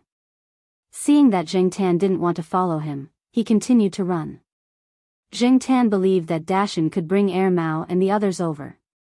Dashan could understand some simple words, and he also knew the tail wagging game. As long as he could bring them over, everything would be fine. Chapter 408. When Mao and the others realized that Jingtan and Dashan were missing, the sun had already risen. There was no alarm clock like Dashan today. If it were any other day, everyone would have noticed it immediately. However, it was a special situation now. Everyone's attention was on Pei Jie's case. They had been analyzing and discussing the whole night, and their eyes were bloodshot. After all, their master was old and couldn't stay up with them. At 3 or 4 o'clock in the morning, he was persuaded to rest by Mao and the others. He hadn't woken up yet. Mao and the others didn't make any big movements. The whole yard was unusually quiet. When everyone finally realized why the silence was unusual, they realized that the two cats weren't in the yard. With Pei Jie's disappearance, the first thing that came to everyone's mind was whether the two cats had been quietly killed. However, on second thought, that wasn't right. Celestine and Mao were very clear about the abilities of the black cat. It couldn't have been killed so easily. It would have howled if something happened, right? Moreover, Mao didn't call the police on his phone, which meant that the other party should still be nearby. Uncle Lin wanted to call someone to help look for the cat, but Mao stopped him. Wait, let me take a look first. Mao took out his phone and opened one of the icons. One of the bright spots was very clear. Nearby? When they heard Mao's words, they felt a little uneasy. If Mao was nearby, they would have shouted a few times. Although they had lowered their voices in fear of waking up their master, with the cat's hearing, it was enough to hear their words clearly. However, the fact was that there was no response at all. Mao held the phone and followed the signal on the screen until he saw the cat tag that Jingtan had hung on the tree. The cat tag was taken by someone? Uncle Lin asked worriedly. He had a good impression of the black cat. He was just afraid that it had been killed. Mao took the cat tag and looked at it. He shook his head and said, "No, it wasn't taken by someone else. No one can take this cat tag except for itself." Mao said the last sentence very softly. Those who were a little further away couldn't hear it clearly. For example, Uncle Lin only heard the first sentence. He didn't hear the last sentence at all. Otherwise, he would definitely be confused. What did Mao mean by, other than itself, no one can take down the cat tag? Senior brother Pei, I think Black Coal must have found some clues. That's why he left to look for clues. As for Big Mountain, I think he was called over to help, said Mao. Mao knew Jingtan quite well. After all, they had been neighbors for so many years. It would be strange if he didn't know. Pei Liang nodded and did not say anything. Regardless of whether what Mao said was true or not, it was good that there was still hope. When Big Mountain returned, it was almost noon. Mao and the others went out to search but did not find much useful information. When they saw Big Mountain in the yard, their eyes lit up. Mao looked around the house and didn't see Jingtan. "Dashan, where's Black Coal?" Mao asked. "Big Mountain is back?" The old master walked out of the house quickly and called Big Mountain over. Big Mountain listened to the old master the most. When the old master asked, Big Mountain was more cooperative. Hence, after the old master spoke, Mao and the others didn't say anything and listened closely. After living together for so many years, the old master knew Big Mountain's character and ability very well. Hence, the questions he asked were easier for Big Mountain to understand.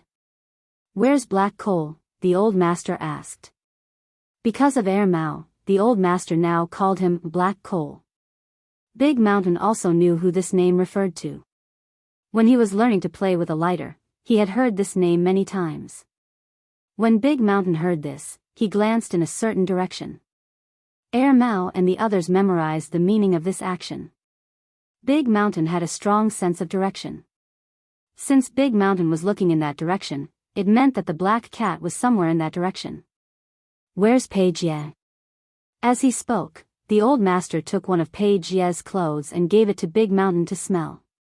It would be easier for Big Mountain to match the smell with the name Pei Jie. Big Mountain's memory for smells was deeper than a name that he had not heard for a long time. Sure enough, when Big Mountain heard the name, Pei Jia, he was a little confused. However, after smelling the smell, he was a little excited. After hurriedly turning around, he wanted to walk out of the door but was stopped by the old master. The old master brought Big Mountain in front of him. He looked at Big Mountain and said almost word by word, "Found it?" Usually, the old master and Big Mountain played a similar game of looking for things. Hence, Big Mountain could understand this question. When Big Mountain heard this, he raised his tail and swung it down hard. This action represented the yes in the yes game of yes. "We really found it," Mao said happily. Pei Liang was so excited that his eyes turned red. Now, he was eager to find it. In the past, when they were at home, Pei Liang would teach Pei Jia a lesson with a stick every 2 to 3 days. This child was too naughty and would not behave unless he was beaten. He was always causing trouble. But now, even if he did not see this naughty child for a day, he would still feel all kinds of fear in his heart. As a man, he could not cry and shout. He suppressed his emotions and could not vent them. His heart was filled with panic. He could only silently smoke one cigarette after another to relieve his emotions. Now, just hearing this news made Pei Liang's eyes ache. He blinked hard a few times but could not suppress this feeling. Instead, it became more and more intense. The old master sat back and waved his hand. He said to Mao and the others, "Go." He was old and could not go out with Mao and the others to look for Pei Jia. "Master, here." Celestine looked at the old master. "Don't worry. They are here. It will be fine. You just have to be careful." The old master pointed to the few people who followed them. Among them, there were people who came from the provincial capital to assist in the investigation. There were also a few people who were on good terms with the village. They were all here to protect them. There was no need to worry that someone would take advantage of the situation and harm the elderly and children here. The cooperation of the 3 brothers was more reliable than others. The old master was very confident in his disciples. When Big Mountain led Mao and the others into the forest, Jingtan had already woken up from his nap. Although the quality of his sleep was not very good, after this nap, his spirit was indeed much better. His physical strength had also recovered. He observed that there were 6 people there. The 5 people he saw before and the person who took Pei Jia away. It was lunchtime. The 6 people gathered in a tent, eating and chatting. They were probably discussing what to do next. Those people had accents and spoke very quickly. Jingtan did not understand much. Occasionally, he caught a few words, but when strung together, he did not know what they meant. He could only make a judgment based on the tone of their voices. Among the 6 people, one of them was sitting at the entrance of the tent. Half of his body was inside the tent and the other half was outside. While he was vigilant of his surroundings, he also spoke a few words to the others. To Jingtan, this was an opportunity. Since these 6 people were gathered here, there was no one else in the other places. Circling to the back, Jingtan quietly approached the cloth shed. The 3 tents did not seem to be where the hostages were placed. The most likely place here was the cloth shed where the animals were kept. Moreover, Jingtan deduced from the subtle words and actions of those people that Pei Jia should be in there. Quietly circling to the back of the cloth shed, Jingtan found an unsecured place. There were only a few fixed points at the bottom of the cloth shed. Jingtan was able to lift the cloth slightly to get in. This was the advantage of his size. If he was slightly bigger and wanted to get in, the commotion would definitely attract those people. After listening carefully, Jingtan confirmed that those people were on the other side of the tent. He carefully lifted the unsecured cloth hanging down from the cloth shed and quickly got in. The inside of the cloth shed was much darker than the outside, but it did not affect Jingtan much. He could clearly see the situation inside. Inside were the 5 cages that Jingtan saw last time. 2 of them contained monkeys and 3 of them contained pandas. In a large cage closer to these 5 cages, there was a child sitting in the corner of the cage. Obviously, it was Pei Jie. Pei Jie was hugging his legs and sitting at the foot of the cage. His head was on his knees, and he seemed to be sleeping. The mental state of the animals in the 5 cages was similar to last time. They were not in a good state. They were listless and did not notice Jingtan. Only the one beside Pei Jie's cage was slightly more energetic. When Jingtan walked over, the little guy saw Jingtan, but he did not make a sound and only stared at him curiously. It seemed that this animal rarely made a sound, which was a good thing for the current situation. The red panda stood by the cage and looked at Jingtan as it raised its hand to play with the fur by its mouth. Jingtan walked to Pei Jie's side. The metal mesh of the cage was more dense and he could not squeeze in. He could only stretch out his claws and gently push Pei Jie. Pei Jie wasn't in a deep sleep. After being pushed, he woke up and looked around in confusion. It was still a dark environment and there was the stench of animal feces. However, after being forced to smell it for a day, Pei Jie was already a little numb. Besides, he also had a share of this stench. He had peed a few times. Pei Jie did not notice anything unusual. Just as he was about to continue sleeping, his arm was touched again. He turned his head and met a pair of eyes. Pei Jie almost screamed in shock. Fortunately, this child's mental fortitude was good and he held it in. Pei Jie carefully identified it and realized that it was a cat that pushed him just now. It could not be helped. The environment here was still too dark for Pei Jie. Jingtan was now in an even darker place. Pei Jie could not see the objects inside clearly like Jingtan. In addition, Jingtan was dark to begin with. If his eyes could not reflect light, Pei Jie probably would not have found Jingtan so easily. However, he did not think that it was Jingtan himself. He only thought that it was a wild cat in the forest. The cage was still too small for Pei Jie.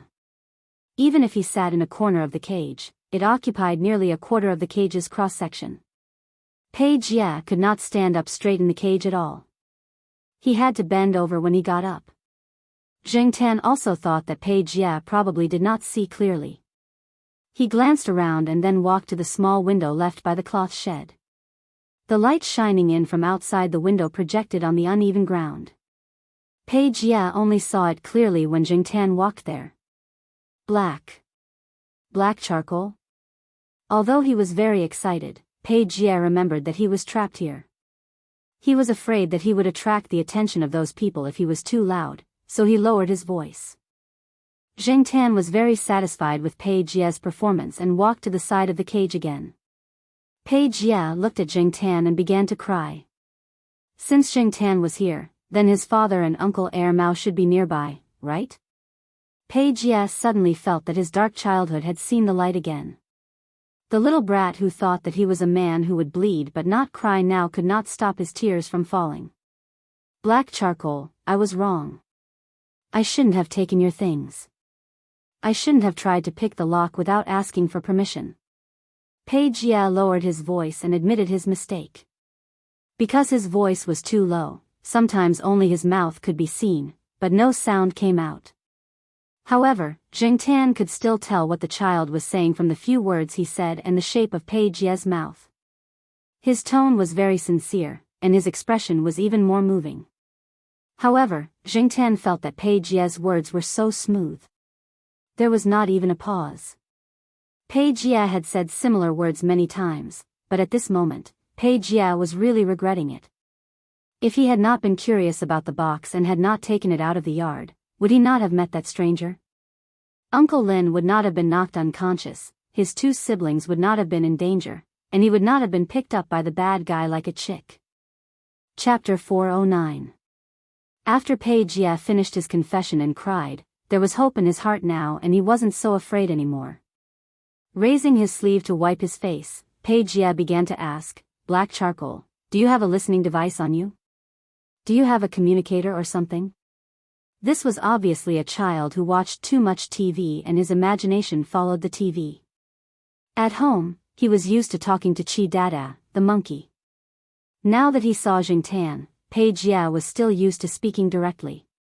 People who raised animals knew that many animals weren't as stupid as people thought. After interacting with humans for a long time, they could still understand some words. In Page Ye's heart, he always felt that many animals could understand human language, such as his family's Chi Dada and the black cat in front of him. As Page Ye was speaking, Jing Tan's ears twitched. He quickly left and hid behind a wooden box in the corner. Seeing this, Page Ye stopped talking. He knew that someone must have come from outside. With a thought in his mind, he looked at the red panda in the cage next to him that was scratching its face and reached out to pat it. The curtain of the cloth shed was suddenly lifted.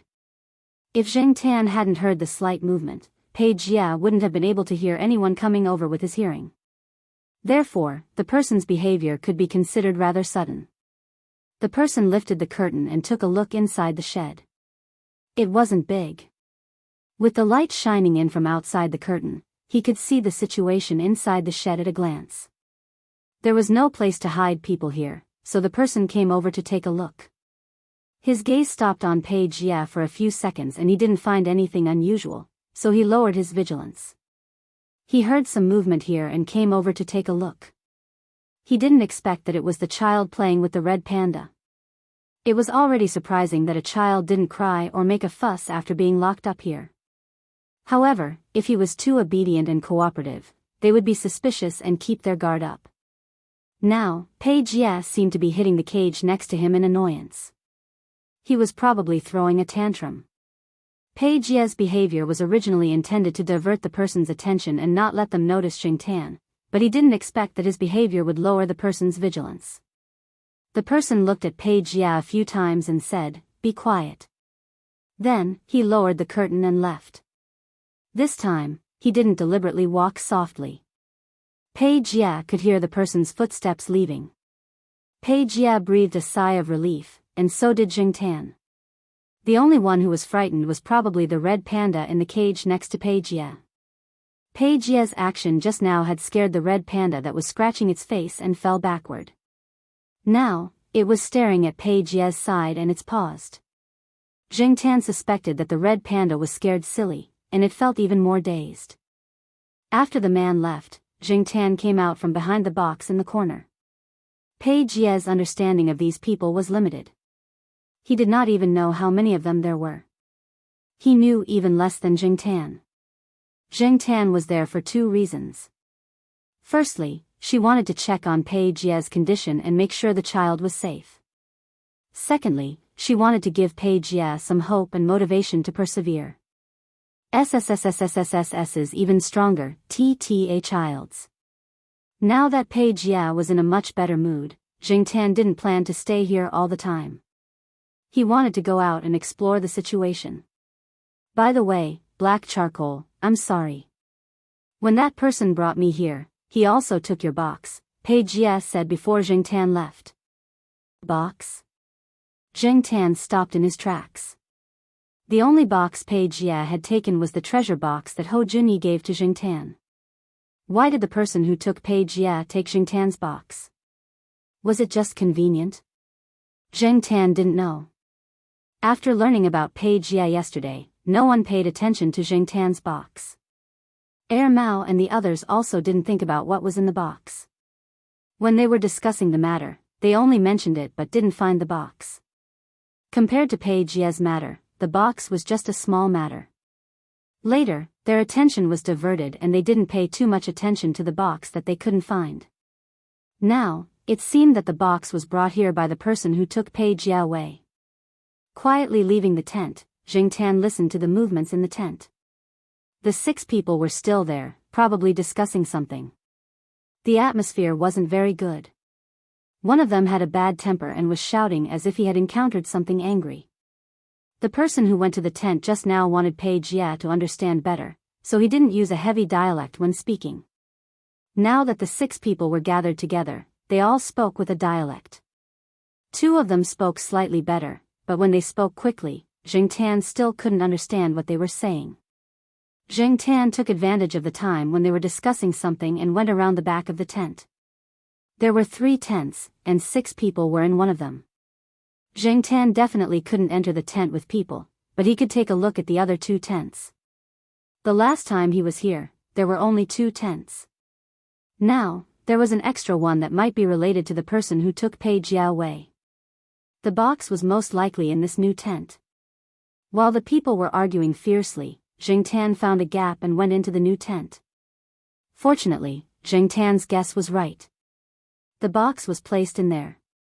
After Zhang Tan came in, he glanced around and found it. However, there were a few obvious scratches on the box, as if they were made by sharp metal objects. Especially around the combination lock, other than the scratches, there were some signs of impact. Obviously, the person who took the box tried to open it.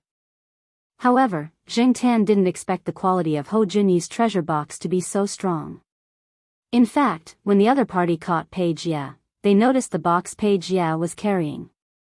These people were quite knowledgeable and had good eyesight. They could tell at a glance that the material of the box was not ordinary.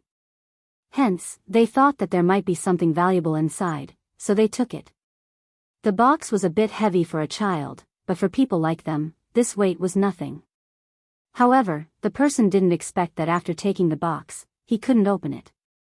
He originally wanted to try other methods, but he was delayed by something and didn't have the time to open the box. This gave Zhang Tan a chance. After listening to the movements outside and confirming that the 6 people were still in the tent, Zhang Tan quickly dialed the combination lock and opened the box.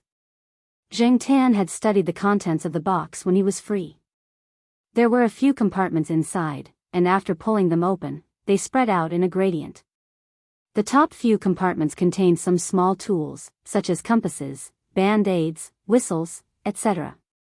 In one of the compartments, there was a palm-sized flat medicine box that contained all kinds of medicine.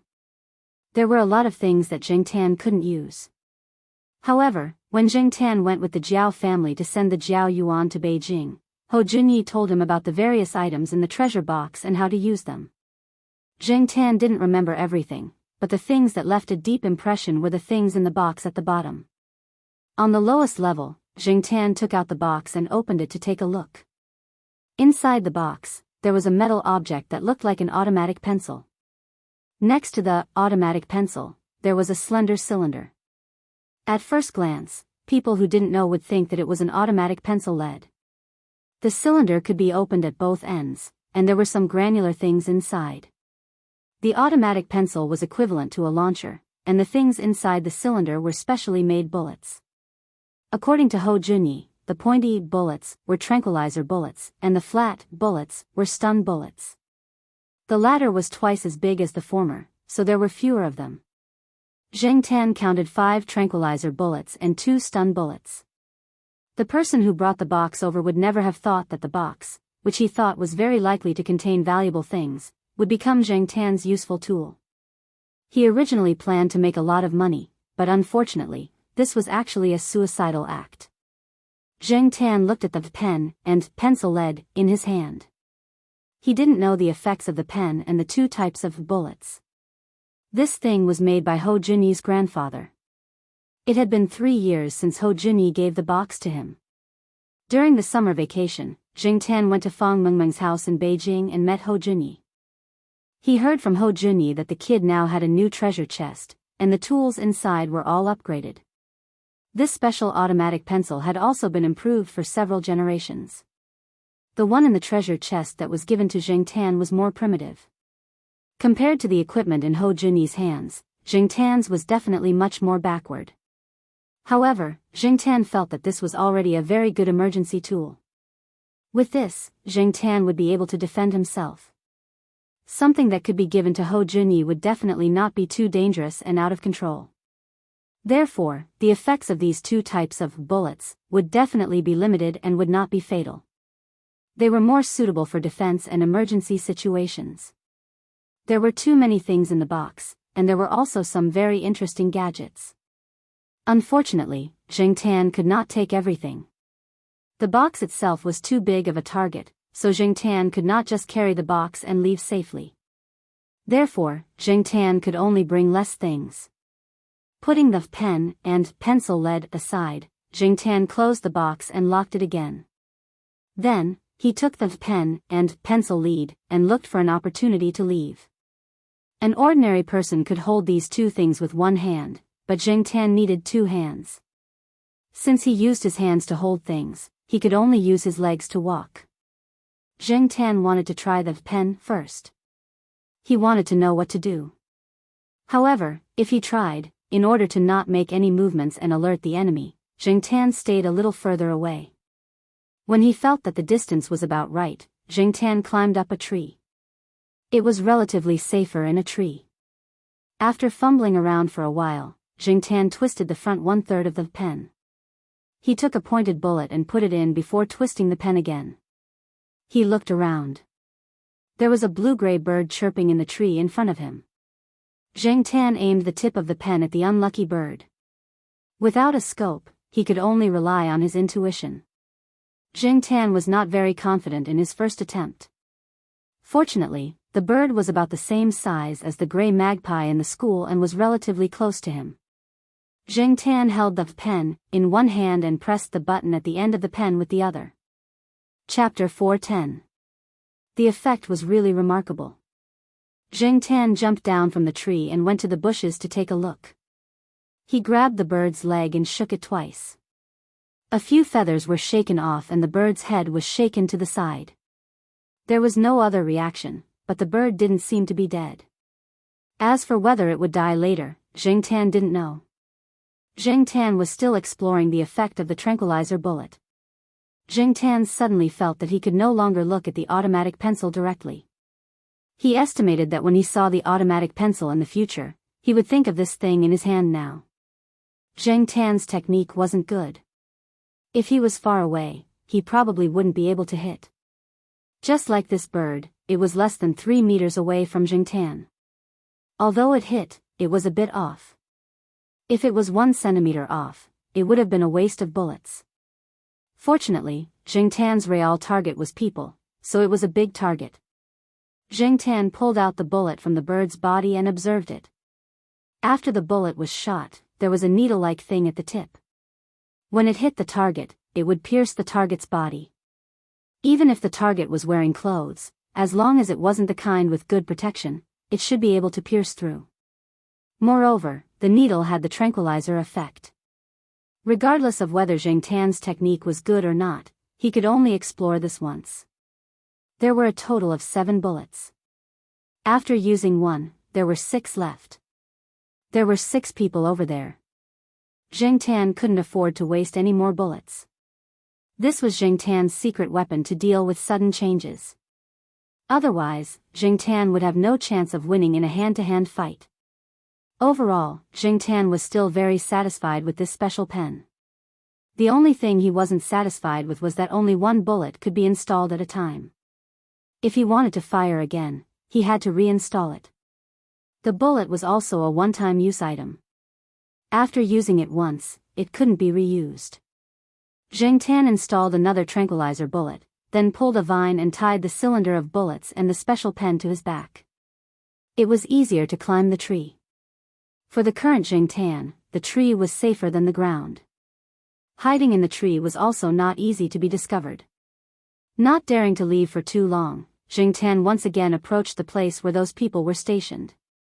The 6 of them were no longer arguing, but the atmosphere was not very good. Moreover, Jiangtan saw 2 people carrying big bags and packing things. This was not a good sign for Jiangtan. Jiangtan had originally planned to wait for Big Mountain to call for reinforcements, but looking at the behavior of these people, it seemed that they wanted to leave immediately. If they leave, will the animals in the shed be taken away? Would Pei Jia be taken away? If he was taken away, there was still a way out. He was just afraid that these people would find it troublesome and not plan to take him away. In this case, neither the animals nor Pei Jia would have a way out. Jiangtan panicked. Now, he didn't know where Mao and the rest were. How long would it take for them to get here? He was afraid that when Mao and the others arrived, the 6 of them would have already left. If that happened, Pei Jia's situation would be even more dangerous. Of the 6 people on the other side, 2 of them were packing up their tents. The other 2 were holding a map and talking about something. They were probably planning where to escape to next. One of them was leaning against a tree and smoking. The last one carried a hunting rifle and entered the forest. Jiangtan thought for a moment and followed the person who entered the forest. Although he did not want to alert the enemy, Jiangtan was no longer in control of the current situation. If he waited any longer, Jiangtan was afraid that things would change. Of course, these people might not touch Pei Jia, but Jiangtan could not afford to gamble. He could only take action first. If not for the pen on his back, Jiangtan would continue to think of a way. But now that he had the tools, Jiangtan planned to try his best. He had the advantage of a figure and it was easier to hide in a place like the forest. Of course, it would be better if it was at night. His black leather clothes were more suitable for night operations. There were sporadic bird cries in the forest, and occasionally, the cries of wild beasts could be heard in the distance. The sun hung high in the sky. There were birds and insects. After the person who entered the forest was a certain distance away from the camp, he held his gun and looked around vigilantly. He could not see the camp from here. Similarly, the camp could not see him either. After confirming that there was no one nearby, he put the gun back on his back. Then, he opened a trouser pocket and took something out. It was a small bottle of medicine that he had stashed away. Recently, because things had not been going well, he was nervous.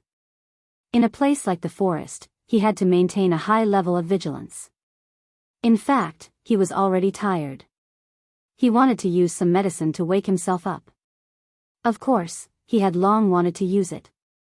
But when he was at the camp, he could not let the others see his private stash, so he had been holding back. Now that he was alone, he had to use it quickly. Then, he would have the energy to pack his things and escape. Just as he opened the bottle and focused most of his attention on the pills in the bottle, he suddenly heard a crack sound. He felt a pain in his back and his vision quickly blurred. Then, he lost consciousness. Jiangtan watched as the man fell to the ground. He waited for a few seconds, and when he saw that the man did not react, he loaded a new bullet into the pen just in case.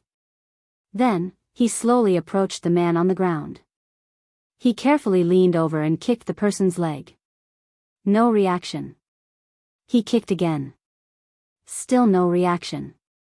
Very good. He must have been hit.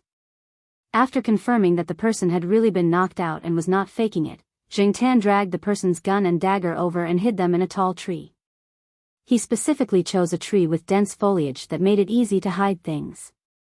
Even if the person woke up, he might not be able to remember where he had hidden his weapons.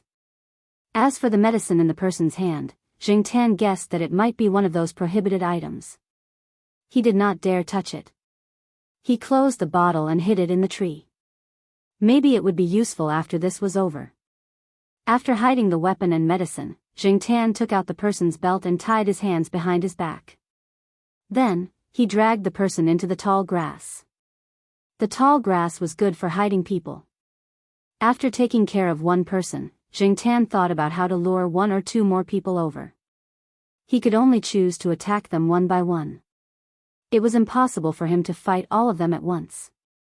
When the person was knocked out, he did not make a sound.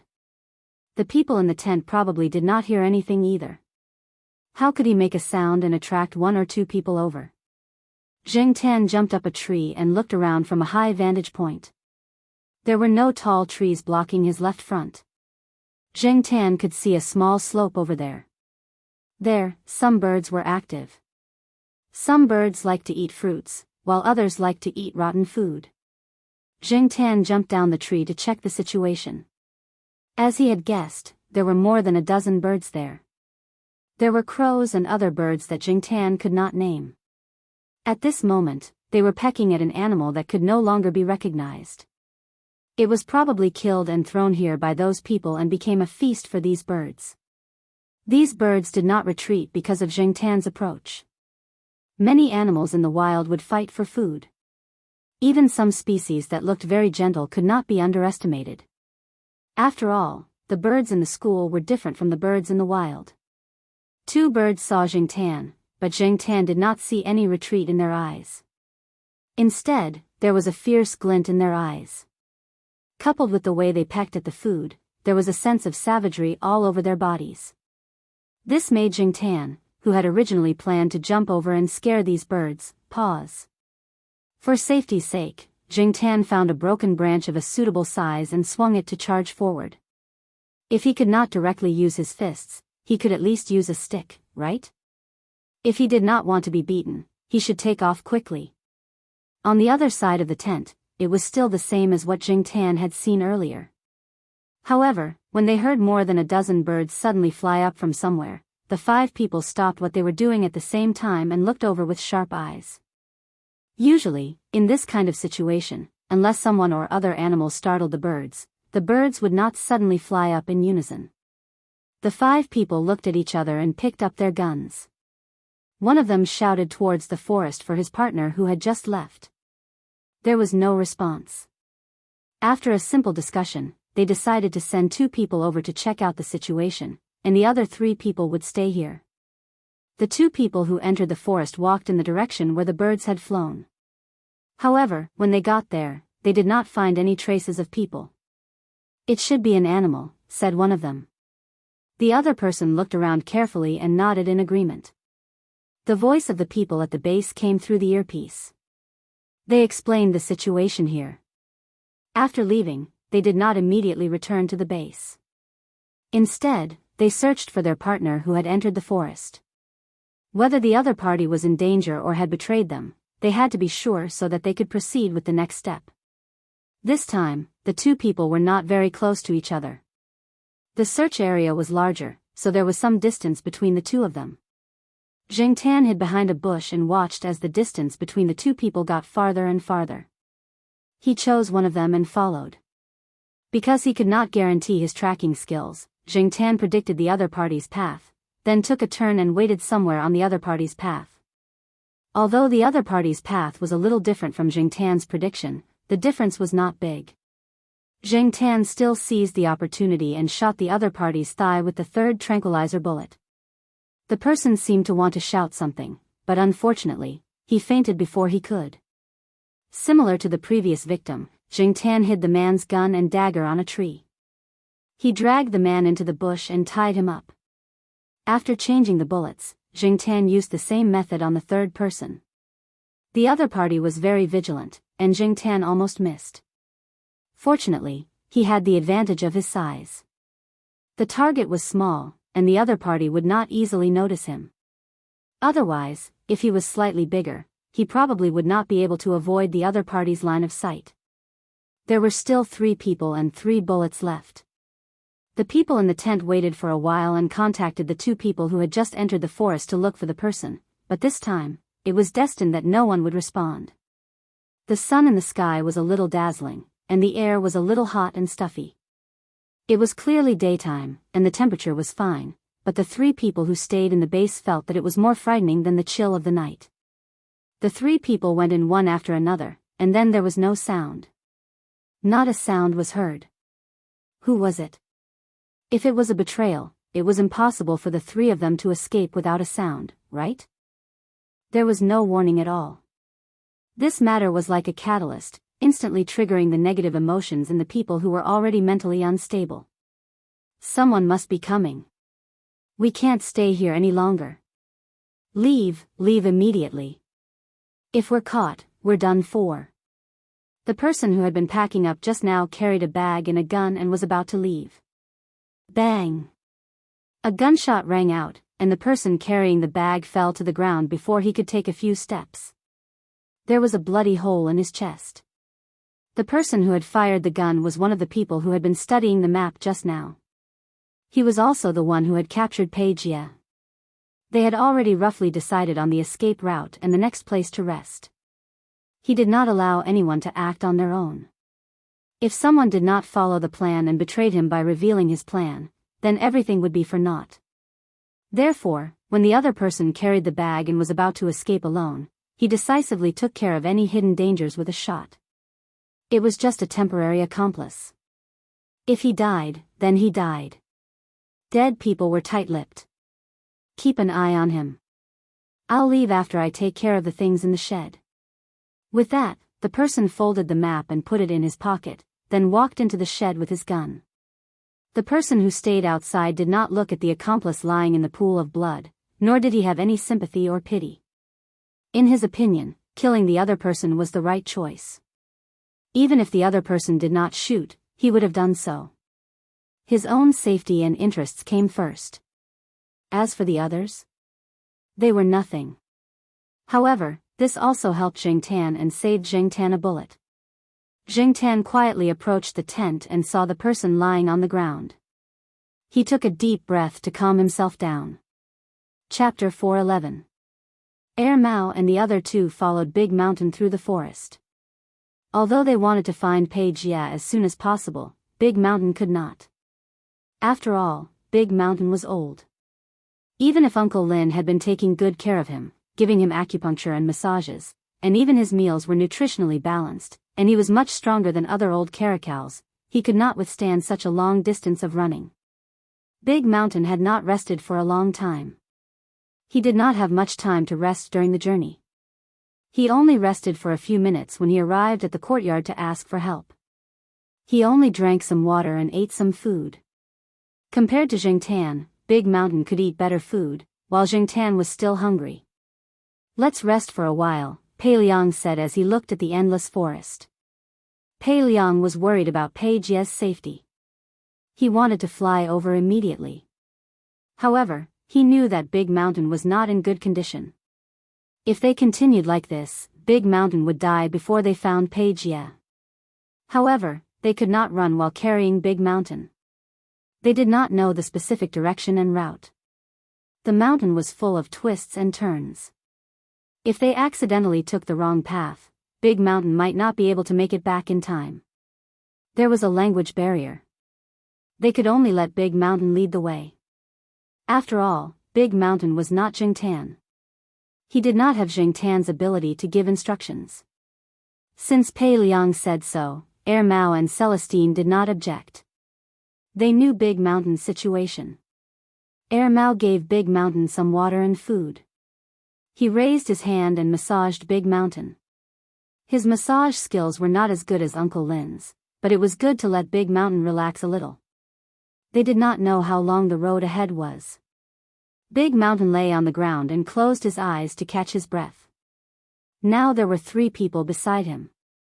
Although he used to like to find trouble with these fellows, he knew that with them around, there would be no danger. He did not need to waste his energy on guarding the surroundings. Seeing Pei Liang sitting on a rock in silence, Mao comforted him. "Jia will be fine. Black Coal must be there with him. Senior Pei, you probably don't know much about that black cat. It's much more capable than we thought. That guy is very experienced in tricking people." Just as he was about to say something to comfort her, Mao suddenly remembered that although the black cat was capable, it was also good at stirring up trouble. He really didn't dare to think about what would happen. After all, the enemy wasn't easy to deal with. The corners of Pei Liang's mouth twitched. He wanted to reply with a smile, but he couldn't. He hadn't eaten much until now. The only thing he ate was the food that he had stuffed into his mouth because he had to follow Dashin to look for someone. That way, he would have enough energy to follow Dashin. Pei Liang was anxious. How could he not be anxious? It was even more impossible for him to laugh. In the midst of silence, Celestine's phone rang. Because the signal in the forest was not good, there were many places where there was no signal at all. Therefore, when the 3 of them came over, their master gave them a satellite phone. After hearing a few words from the other side of the phone, Celestine didn't look too good. "What's wrong?"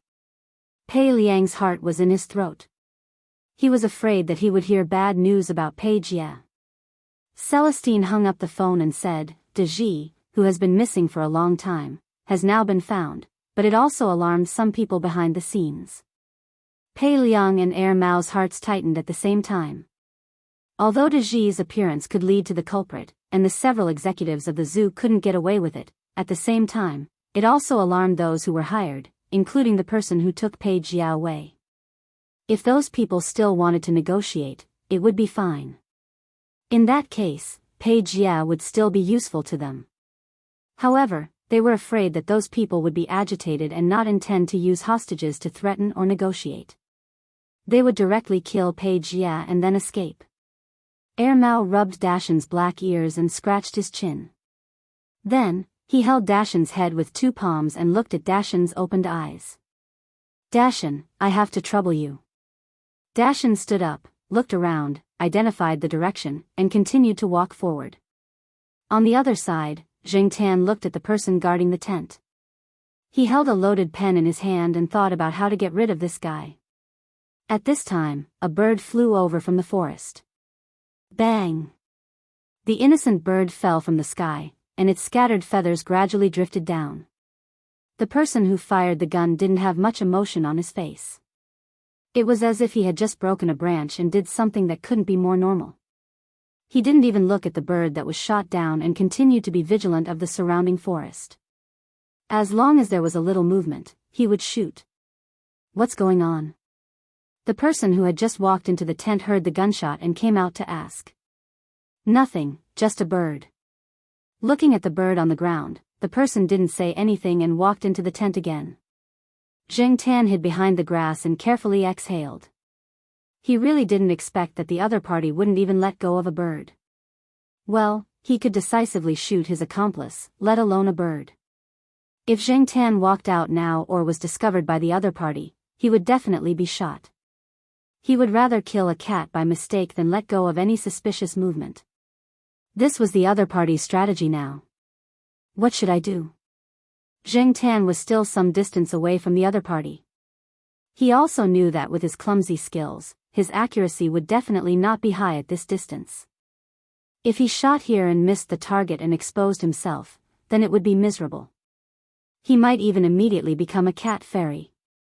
After thinking about it, Jingtan quietly retreated and then came to the place where he had just tested the first bullet. The bird was still lying there, motionless. Jingtan stood up and picked up the bird. Looking at the bird in his hand, Jingtan thought to himself, "You're unlucky to have met a cat. I can only sacrifice you." Jingtan thought about throwing stones or other inanimate objects, but the other party obviously had a lot of experience in hunting in the forest. A stone or a bird, perhaps, the other party could betray him at that moment. This way, Jingtan wouldn't be able to achieve his goal of distracting the other party. Regardless of whether the other party really had that kind of distinguishing skill, Jingtan planned to use the bird to try. It was a pity that he didn't know how to use a shotgun, and it wasn't convenient for him to use a shotgun. Otherwise, he would have just used a shotgun to kill these people. Jingtan shook his cat paws in disdain, carried the bird, and sneaked back to the tent. At this moment, there were gunshots coming from the tent, and monkeys' screams could also be heard. Jingtan's heart skipped a beat. Was the person who had just entered the tent planning to silence him? He had originally planned to wait for an opportunity, but now it seemed that he couldn't wait any longer. If he waited any longer, Page Ye would probably lose his life. The person standing by the tent would change direction every now and then. Jingtan was closest to the other party. When the other party turned sideways, he took a deep breath, raised his hand, and threw the bird with all his strength. The other party's reaction was also fast. Based on the faint sound, he could tell that the object was flying from the air. When the other party's attention was on the bird, Jingtan quickly ran out of the bushes and ran towards the other party. Bang! A shot hit the target in the air. After this shot, the other party didn't stop. Although he didn't see clearly what was running out of the forest, he still wouldn't let go of any suspicious object. He quickly turned the muzzle of the gun. Bang! Another shot. It was just a hair's breadth away from success and failure. When Jingtan rushed over, he didn't think about anything else. He ran over at full speed. When he was close to the person, he pressed the pen and ran after shooting. When he heard the second gunshot, he even felt all the hair on his body stand up. A sense of extreme danger instantly descended upon him. However, he didn't care too much. After shooting the bullet in the pen, Jingtan ran to the back of the tent and jumped into the bushes. After waiting for a while, he didn't hear any other movements. He carefully looked outside. On the other side of the tent, the person who had been shooting just now was now on the ground. A small bullet was nailed to the other party's bare arm. Jiangtan found a clod and threw it over with all his strength. He threw it at the other party's face. The clod hit the person and broke into several small pieces. The dust scattered, but the person who was hit still maintained the same appearance. The expression on his face didn't change much. Jiangtan walked out of the bushes and jumped behind the tent. He looked again, then quickly rushed over and dragged the gun in the other party's hand. The person still didn't react. Looking at the bullet hole on the ground, it was less than a palm's distance from the route Jiangtan ran to just now. If Jiangtan was a little slower, he might have been shot. He still underestimated the ability of these people. Fortunately, there was only one person left here. Jiangtan was temporarily relieved. He hid the gun in a nearby tree, then dragged the person into a tent. He tied a few rounds of rope in the tent and tied a dead knot. Bang! There was another gunshot from the tent. Jiangtan had just tied up the unconscious person's hands and didn't have time to tie up the unconscious person's legs. Anyway, the effect of the drug would last for a while. Jiangtan changed a bullet in the pen and hurried over to the tent. Inside the tent, Pei Jia was indeed not in a good condition. After he saw the person who kidnapped him walk into the tent, he zipped and locked the curtain of the tent. This way, if the people outside wanted to come in, they could only open it from the inside without destroying the tent. They couldn't open it from the outside. Destroying the tent would definitely cause a certain amount of commotion. It was impossible for the other party to not notice. After entering the tent, the person shot a monkey and used a knife to take out the things on the monkey's body. Then, the second monkey, and then the red panda. Inside the tent, the curtain was closed and the light was very dim. The person turned on a solar-powered camping light hanging inside. This way, Pei Jia could see the situation clearly. Looking at this bloody scene, Pei Jia could no longer hold it in and burst into tears. *CK, I don't want to be Superman anymore. This profession is too dangerous. If I'm not careful, I'll lose my life. Why aren't Dad, Uncle Wei, and Uncle Mao here yet? Where did Black Charcoal go? Could it be that he ran away on his own? After all, he was still a child. Even if he was usually naughty, he couldn't withstand the stimulation of blood and the threat of death. At first, Pei Jia wanted to cry out loud. If there were any reinforcements nearby, he could urge them to quickly come to his rescue. However, as he cried and cried, all of Pei Jia's grievances and fears surged out. He cried until he hiccuped. The person didn't stop Pei Jia and let him cry loudly. He said in a slightly dialect Mandarin, "Cry slowly. It'll be your turn later." As he said that, the person looked at the curtain and then looked around the tent. He had just confirmed that no one could enter quietly, not even a child. However, he didn't know that cats weren't included.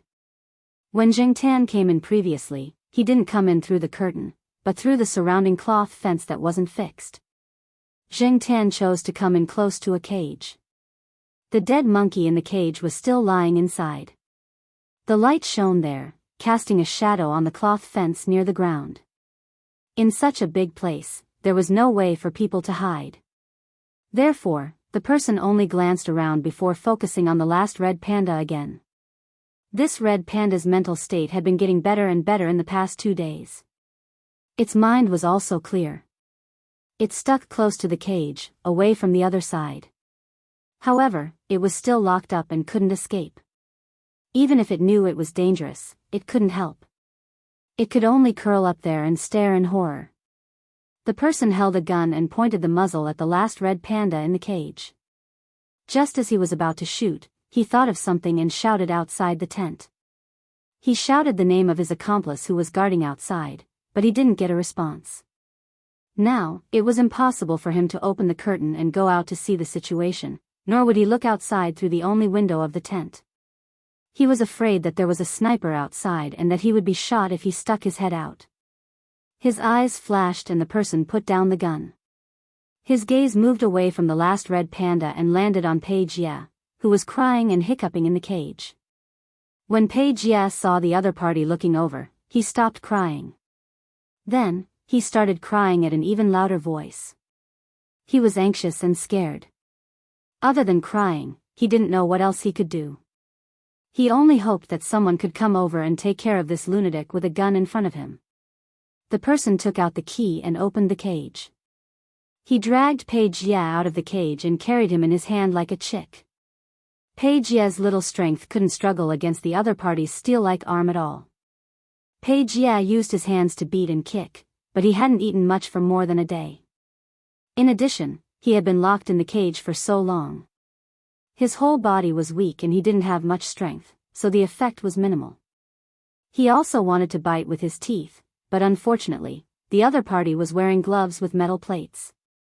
He couldn't bite, and his teeth almost fell out instead.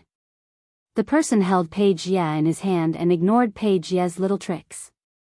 What he cared about was the people outside. He scanned his surroundings and made sure that no one had come in. Something must have happened outside. Although he did not know who it was, nor did he know how the other party had managed to get rid of his companions, he knew that if the other party was able to get rid of the four of them without making a sound, they could also pose a threat to him. Therefore, he wanted to use this kid to escape. Even if he couldn't escape, he could exchange a life for a life. Pei Jie, who had been crying until he hiccuped, started crying and calling for his parents like the other children. Were Dad and the others really outside? But why didn't they come out? Even if they came out to negotiate, why wasn't there any movement? If only there were really superhumans in this world. Pei Jie thought. Pei Jie caught a glimpse of something from the corner of his eye and turned to look. At the place where the person's back was facing, beside a cage, behind a small wooden box, a black figure gradually appeared. The camping lights were still on. Pei Jie's vision had long adapted to the light here. He wasn't nearsighted, so he could see clearly. Ears, tail, it was a cat. A cat standing on its feet. A black cat that was standing and holding an automatic pencil. Chapter 412. A cat that stood up was not a rare sight. Pei Jie had seen quite a few in his own village, but he had never seen a cat that stood up and walked out of the darkness with a serious expression on its face while holding an automatic pencil. Pei Jie forgot about his fear at that moment and stood there in a daze. Noticing Pei Jie's strange behavior, the man quickly turned around. Unfortunately, as soon as he moved, a bullet was shot at him, and he could no longer raise the gun in his hand. His other hand, which was originally holding Pei Jie's collar, was now loosened. How could there be other people? How did they appear?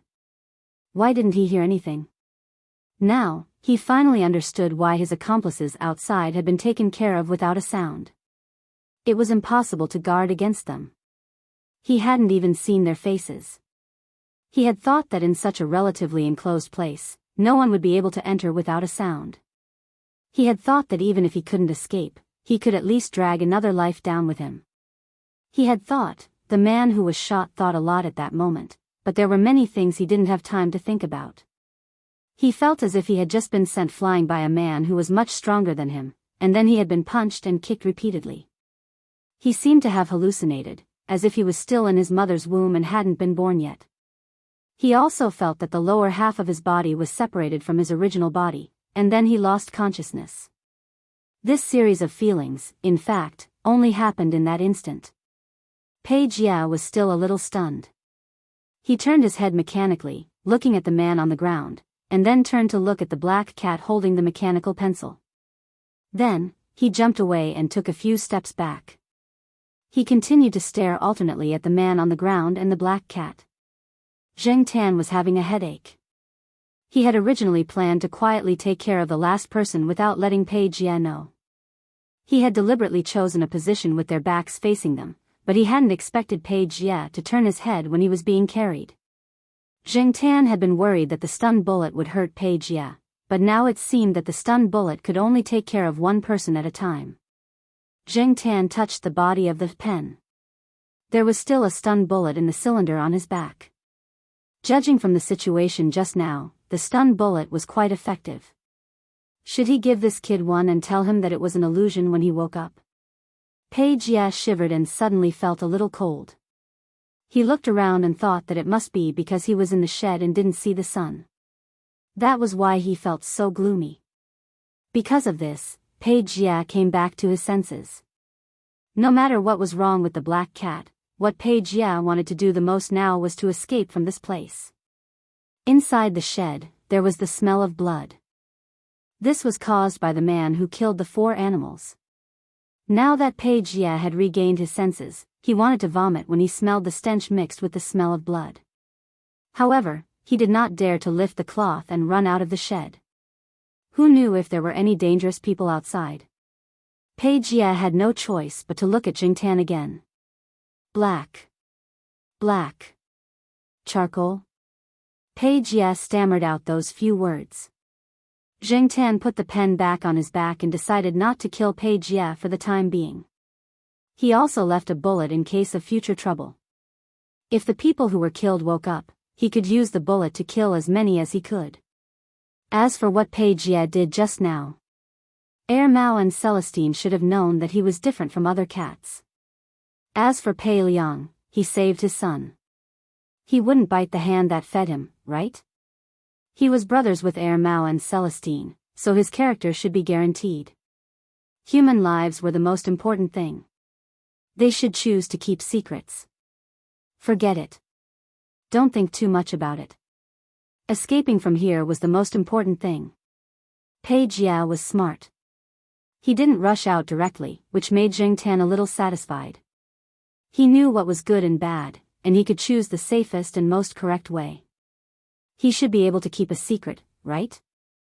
Jingtan crawled out of the tent and looked around. The people who were tied up in the tent were still motionless. Jingtan jumped up a tree to observe the surroundings, then returned to the tent. When he looked back into the tent, Jingtan couldn't help but shiver. He found that Page Jia had already taken the gun and dagger from the people on the ground. Looking at the way he was fiddling with the gun, this kid probably wanted to shoot a few more times. The little kid who was crying and hiccuping a few minutes ago was now acting like he was the winner. Jingtan suddenly understood why Pei Liang's family couldn't control this kid. With a gun, Page Jia wasn't so afraid now. He had actually played with a shotgun before. There were a few old hunters in the village who had learned how to hunt with a shotgun. Pei Liang had also taught them. Although the gun in his hand was different from the ones in the village, Page Jia was no stranger to this feeling. Some children were born not afraid of these things, and it was easier for them to accept them. For the current Page Jia, the gun was still a little heavy, and it was difficult to hold it. Before Jingtan came back, he had been vigilant of the people on the ground, afraid that they would jump up again. Page Jia's face lit up when he saw Jingtan. He had thought it through. No matter what the cat's background was, as long as they were on the same side, it would be fine. The cat had just saved his life and defeated the steel-like enemy, so he could rely on it. When Jingtan was outside, he had already put the last stun bullet into the pen. The cylinder that held the bullets had also been put back into the treasure chest, so now he only had a pen on his back. However, Page Jia's attention wasn't on it, so he didn't notice any difference. Jingtan tilted his head and signaled Page Jia to follow.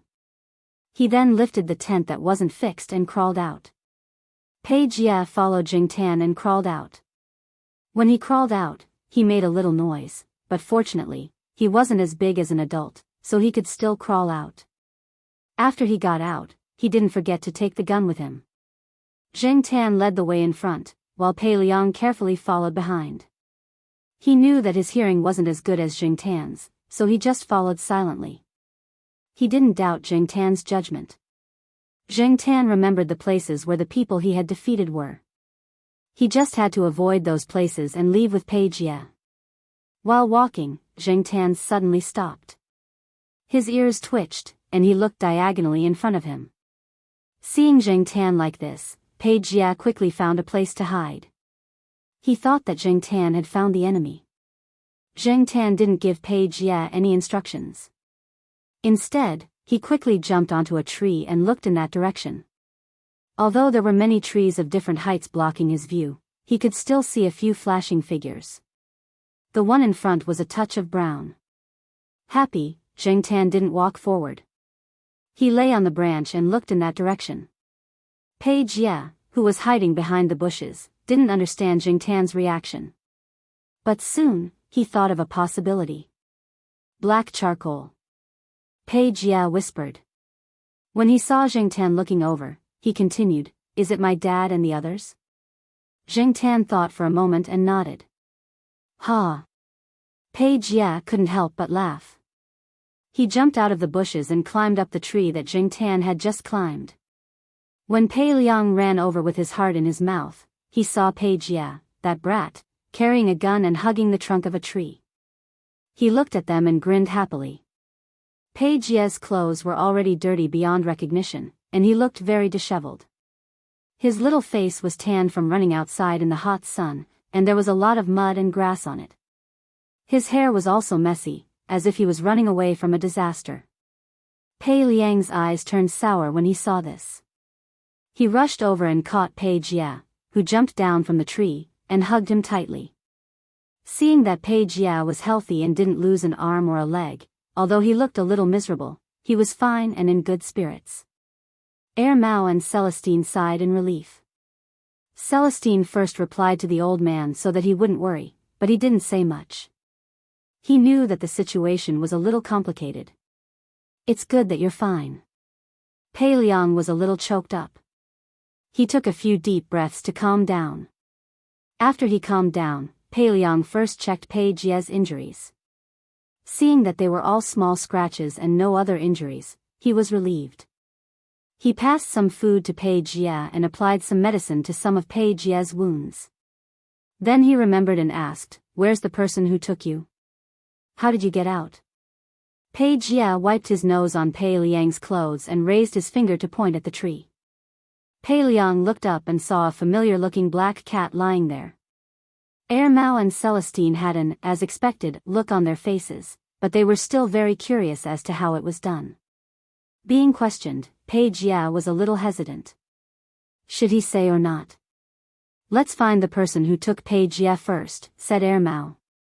If they wanted to find the person, they could only let Zheng Tan lead the way. Mao let Big Mountain rest first. Big Mountain was really tired from the journey. He even slipped when he climbed the tree, but only on the tree did he feel safe. Big Mountain rested. Zheng Tan brought Mao and Celestine over. Pei Liang stayed there temporarily to look after Pei Jie and Big Mountain. Half an hour later. In the open space beside the tent, 5 people were tied up and thrown there. Celestine held 5 bullets and studied them. They were all taken from the tied-up people in front of him. Celestine clicked his tongue twice and said to Zheng Tan, "Capable, you're getting more and more capable. Does your cat father know that you're so awesome?" Zheng Tan squatted at the side and looked down at the ants on the ground without replying. Anyway, he had done a meritorious deed this time. He didn't expect Celestine to thank him. He just wanted to help cover up this matter. After knowing each other for so long, Mao and Celestine should know the Jiao family's strategy of keeping a low profile. Zheng Tan was only responsible for hiding his merit and reputation. Meanwhile, Mao was studying the pen that Zheng Tan was carrying just now. Beside him was a box. Zheng Tan had already opened the box and let them see what was inside. Zheng Tan wanted Mao and Celestine to help cover up the aftermath. He chose to tell them more things so that they could make up a story to explain the situation. Where did he get this toy? Celestine looked at Mao. Mao was the one who carried the box along the way. I heard that a child in Beijing gave it to Black Coal. Mao was also shocked. When did children's toys evolve to such a level? He had to ask the Jiao family when he got back. Okay, I'll call Senior Pei and the others over and discuss how to make up this story. Mao put down the box and walked into the forest. Hearing Mao's words, Zheng Tan was relieved. Although Mao was sometimes unreliable, he would definitely do what he said. When the person who was hit by the stun bomb woke up, he felt his whole body twisting. He heard someone talking, but he couldn't make out what it was. His muscles were still trembling and spasming. His face looked as if someone had injected him with Novocaine. His lips trembled, but he couldn't say a word. His lower lip felt like it was weighed down by dozens of kilograms. When Pei Liang saw that the person who took his son was waking up, he didn't show any mercy and punched him. The person who had just regained consciousness fainted again. In fact, Pei Liang also wanted to give this person a good beating. He even thought of quietly getting rid of him in the wilderness. Later, he dismissed the idea. He could go through legal channels to get this person to accept the death penalty or be locked in prison for the rest of his life, but he couldn't privately get rid of him here. Pei Jiao was still here. While Mao and the other two were discussing how to make up a story, Pei Jiao was thinking about how to get the gun back from his father. "Dad, give me the gun. I don't want the bullets." "No way." Pei Jiao wasn't convinced. "I gave it to you." Pei Liang didn't even look at him and replied, "Stop ting." Pei Jia stiffened his neck and wanted to argue, but he choked and didn't say anything. It was true that he didn't give it to him completely. He only snatched it back after black charcoal knocked him to the ground. But no matter what, he snatched it from the enemy with his own hands.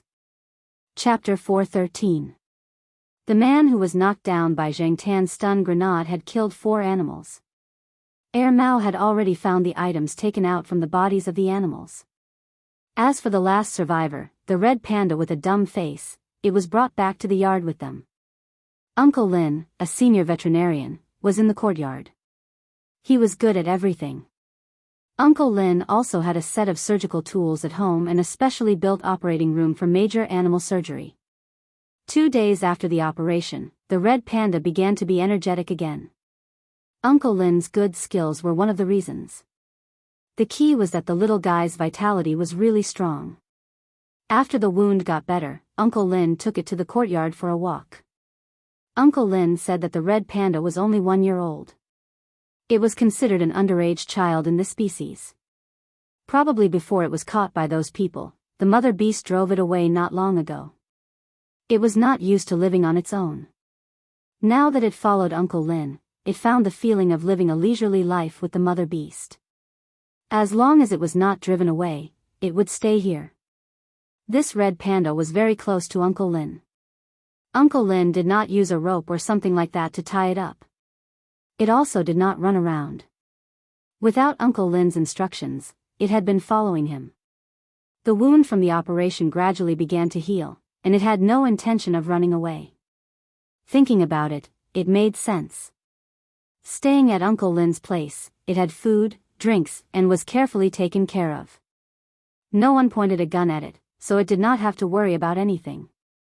Every day, its favorite thing was to sit on a tree and eat a big apple. After eating, it would find a place with the sun to sit and start rubbing its face. Uncle Lin was not worried that it would go missing. Usually, this little guy was very clean and did not poop everywhere. Zhang Tan always thought that this guy's habit of rubbing its face was actually just a habit of wiping its mouth with its palm or washing the hair around its mouth clean after eating. It was just like how cats would lick their paws and wipe their faces after eating. Because of this, Uncle Lin felt that it was quite easy to raise it. Usually, he could take this little guy for a walk around, which was better than walking alone. Therefore, Uncle Lin greeted a familiar manager of the animal farm and applied for some certificates to keep the red panda there first. The reason was to observe it after the operation to prevent it from becoming ill. The people at the zoo didn't have any objections. Anyway, there were many red pandas in the zoo. One less wouldn't make a difference. It was just an insignificant matter to them. They just casually opened the door to ask for a favor. Uncle Lin said that this little panda was really lucky to be able to survive. Of the 5 animals that were locked up, it was the only one that survived. After surviving a great disaster, one was bound to have good fortune in the future. Therefore, he named this little guy Xiao Fu, and after a while, it became Xiao Fu. The criminals were taken away by the police, and their weapons and drugs were confiscated. When the person who was knocked down by Zhang Tan with an electric shock bomb pleaded guilty, he insisted on asking who was in the tent at that time. He thought about it a lot, but still couldn't guess who it was. He also analyzed the whole thing and found out which step went wrong to cause the final outcome. However, He would never have thought that his two biggest mistakes were that he was greedy for money and that he didn't know that there was a cat called Jingtan in this world. Pei Jia had also been questioned, but this child had been told by his father what to say and what not to say. He was also very good at lying. Moreover, when he was questioned by the police, he didn't know when, but he began to cry. The tears came as he wished. Pei Jia temporarily kicked aside the words, "Men bleed but don't cry," and said that this was called strategic crying, which was within the acceptable range. The person in charge of questioning Pei Jia didn't ask any more questions in the end. Don't underestimate children, never underestimate these little brats. Sometimes, they are much more scheming than adults think.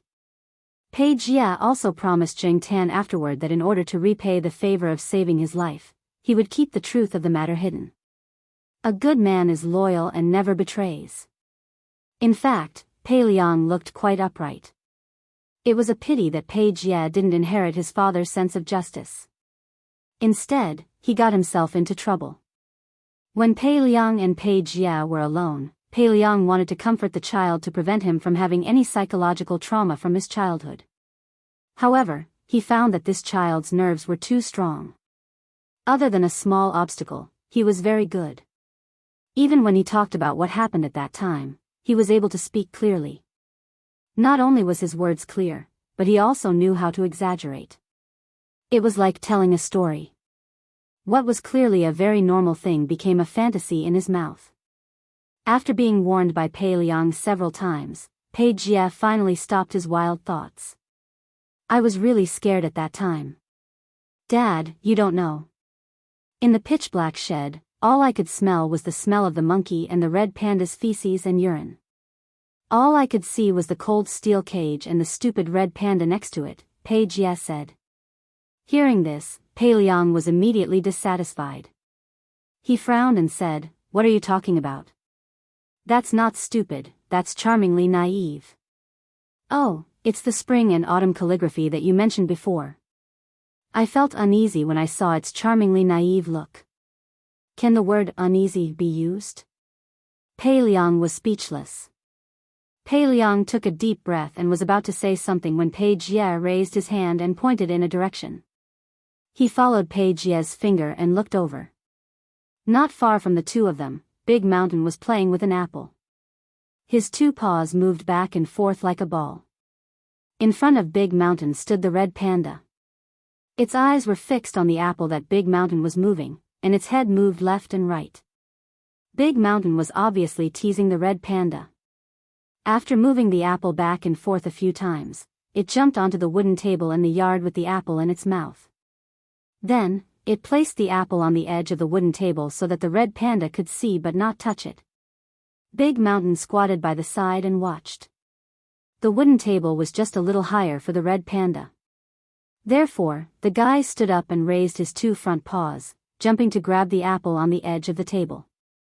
At this time, Pei Jia shouted in the tone of a palace eunuch on TV, "Xiao Fu Zi," the red panda, who was jumping around the table, turned its head, but its movements were unstable. Because of this distraction, it leaned back and sat on the ground, flipping over. Pei Jia retracted his gaze and said to Pei Liang, "Hey, it's charmingly naive." Pei Liang didn't speak. Seeing that Pei Liang was about to get angry, Pei Jia quickly changed the topic. "Hey, Dad, even if Chi Dada was there, he might not have done better than black charcoal. That cat is really awesome. Why don't we raise one at home? Especially the pure black ones." Pei Liang snorted. "Do you think that every black cat is black charcoal? That's true. Just like there's only one Chi Dada, there's only one black charcoal. One is enough." Pei Liang said in his heart, "One cat can handle such a thing. If there's another one, won't the sky be turned upside down?" Gradually, the day of return gradually came. The originally scheduled return time had actually passed. Because of this incident, they stayed here for another week. After settling everything here, everyone planned to return. Mao and the others didn't tell the old man about the facts in the forest this time, but who was the old man? When Mao and the others raised their tails, the old man knew what they were going to do. Even if they hid it well, the old man still knew that there was an inside story. But it didn't matter. Now that the boys had started their own families and careers, they knew right and wrong. He believed that these few disciples wouldn't ask too much. They just needed to help behind the scenes. However, the old man would never think that all of this was because of a black cat. The matter of using animals to transport illegal materials would continue to be investigated for a while. This time, it was estimated that some people would be removed from the top, but that was no longer Zheng Tan's business. The problematic zoo was closed down, and the animals inside were sent to several other zoos with more standardized management. It was also because of this incident that the higher-ups issued new policies again, putting forward higher requirements for zoos and stricter monitoring of management. When the 3 cars left the courtyard, Zheng Tan looked out of the rear window. The morning sun had already come out and shone on the land. Red Panda, who had just finished breakfast, was sitting on a big rock near the courtyard and rubbing its face. At the courtyard gate, the old man, Uncle Lin, and Big Mountain stood there, watching the 3 cars drive away. The morning sun shone on them, and their silhouettes were gilded. When Zheng Tan returned to Chuhua City, it was already December. During this period of time, the temperature in Chuhua City had plummeted. When Zheng Tan left, there were still people wearing short sleeves, but now they were wearing thick jackets. Every time he came back from a long trip, Zheng Tan felt very calm and at ease. It was as if his impetuousness had settled down. Knowing that Zheng Tan was coming back today, the Jiao Pa specially came back from the Institute of Biological Sciences. He first looked at Zheng Tan. He didn't lose weight and looked very energetic. It seemed that he had a good time outside. Mao didn't tell the Jiao family about the incident. He only asked a few more questions when he handed over Zheng Tan's treasure chest. Seeing that the Jiao Pa didn't seem to know the inside story, Mao couldn't help but ask, "Mr. Jiao, aren't you curious about what's in the box?" The Jiao Pa was carrying the box and bag upstairs. When he heard Mao's question, he said, "I'm curious, but I respect their privacy." In the family, whether it was Jiao Yuan, Little Pomelo, or Zheng Tan, Jiao Pa wouldn't force him to see the things that they kept. Mao secretly curled its lips. Even a cat had the right to privacy. However, after hearing that the box was related to the third Master Fang's family, Mao began to ponder. Should he get a similar set of equipment for his daughter? In the future, if he met any stupid brats, he would shoot them. When Zheng Tan returned home, he felt that it was still the same as when he left last month. The smell that belonged to Jiao Yuan was very faint, and the smell that belonged to Little Pomelo was also very faint. Today was Thursday, and the weekend was coming. Little Pomelo would be back soon, and so would Jiao Yuan. After packing up his things and exchanging Zheng Tan's cat tag, the Jiao Pa still had to go to the Institute of Biological Sciences. Before he left, he said to Zheng Tan, "I'm going to the institute. Mao said that you ate this morning, and it's not lunchtime yet. If you're hungry, find something to eat first. The things are still in the same place." After the Jiao Pa left, Zheng Tan lay on the sofa and stretched. Although he was tired from the long journey, he still didn't feel sleepy. He walked to the balcony and looked at the balcony next door. Chu Xiangyang had moved away a long time ago and bought a big house outside. He was now a father, but he was still a homebody. On the balcony next door, there were no more StarCraft, Spider-Man, Star Wars, SpongeBob SquarePants t-shirts. Instead, there were some female students' clothes. The house next door was rented to 3 graduate students of Chu Xiangyang's parents. They were all female students. Chu Xiangyang had helped to clean up the house and killed 6 cockroaches and other insects. Chu Xiangyang's parents rented the house to the female students because they saw how Chu Xiangyang had messed up the house. At least the female students would be more fastidious and wouldn't turn a good house into a dog kennel. Zheng Tan had seen the 3 female students before. They looked okay. In fact, he was used to seeing them and felt that they were not bad. They had good temperament and good character. Sometimes, they would invite Zheng Tan over to play and share some food with him. They were all good people. In fact, the 3 female students liked General the most. It was a pity that General had been taken to the south for the winter.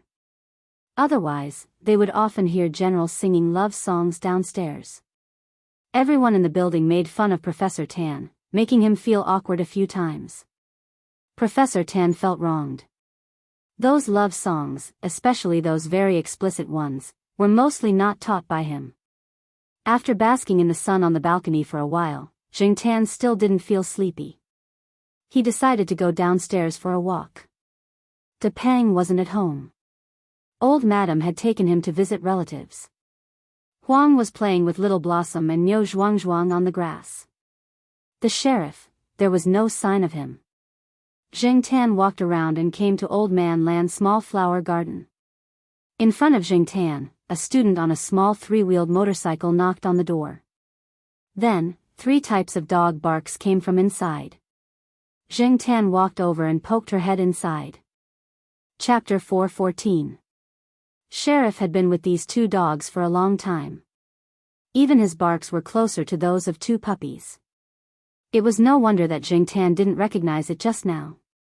After not seeing each other for more than a month, the 2 little mutt puppies had grown a lot.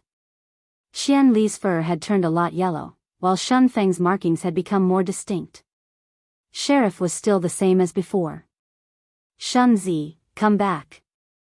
Inside the flower shed, Old Man Lan called out. Old Man Lan still called the tabby puppy Shun Zi, but to the students who often came to the small flower garden, they preferred to call it Shun Feng. The students always preferred the more interesting option. Moreover, when they called it Shun Feng, Old Man Lan didn't get angry and just let them call it. With Qianli around, anyone would think of the name Shun Feng. Every time the students called it Shun Feng, they would laugh as they did so, with a sense of teasing. However, Shun Feng didn't pay attention to anyone other than Old Man Lan. A month ago, Old Man Lan had bought 2 puppies. He liked the little yellow dog Qianli more, but soon, Old Man Lan realized that Shun Zi was more alert when it came to watching the house. Qianli almost always followed Shun Zi's lead. When Shun Zi barked, it would bark too.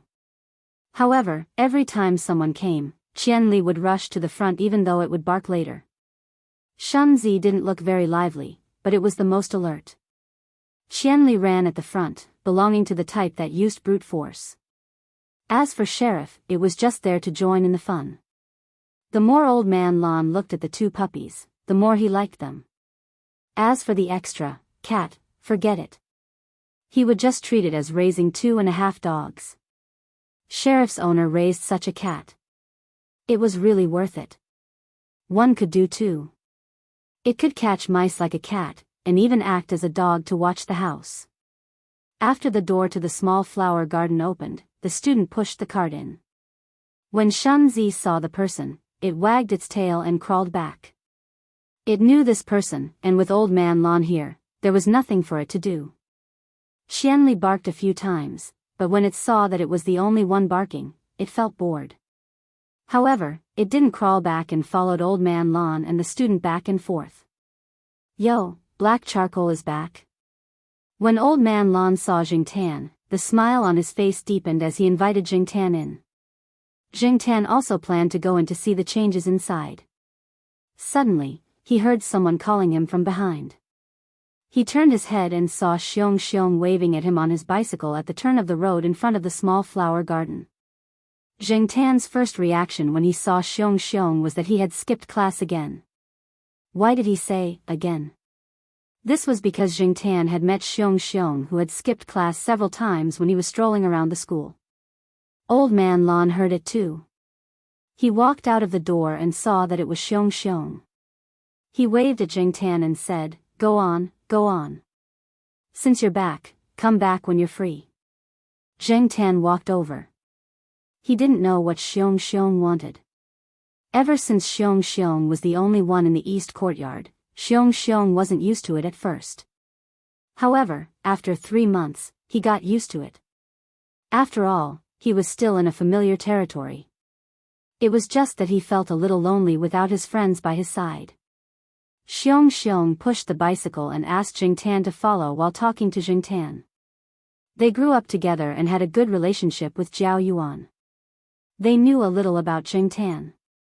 Therefore, when they talked to Jingtan, they didn't talk to him like how they would talk to other cats or dogs. Instead, they talked to him more like how they would talk to a human. It turned out that Xiong had taken a fancy to a first-year girl from Beijing Normal University. He met her when he went to Beijing Normal University with Fu Lei in September. Now, Xiong was in the process of pursuing her. He would send flowers to Beijing Normal University at this time every day. The flower shop that Xiong ordered flowers was on the street between Tsinghua University and Beijing Normal University. It was said that the flowers in that shop were the best. It was also quite famous in the area. Many students from Beijing Normal University and Tsinghua University went there to order flowers. However, Xiong heard from his roommate that he had to send flowers personally. This was the only way to show his sincerity to the girl. Therefore, Xiong would go to the flower shop every day to get flowers and deliver them to Beijing Normal University. Tsinghua University was not too far from Beijing Normal University. Jingtan had followed an old man there before. He felt that it was too far for him to walk. However, it was different if he rode a bicycle. He could reach the university in no time.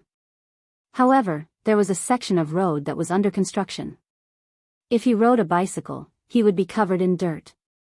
To protect his image, Xiong would ride to the flower shop to get flowers and then take a taxi to Beijing Normal University. Xiong was troubled by the fact that the security around the flower shop was not very good. There were often thieves and car thieves. Last week, he asked a newsstand owner to look after his car. But when he came back, his car was gone. It was not reliable. Xiong pushed the bicycle and complained to Jingtan. Jingtan sighed.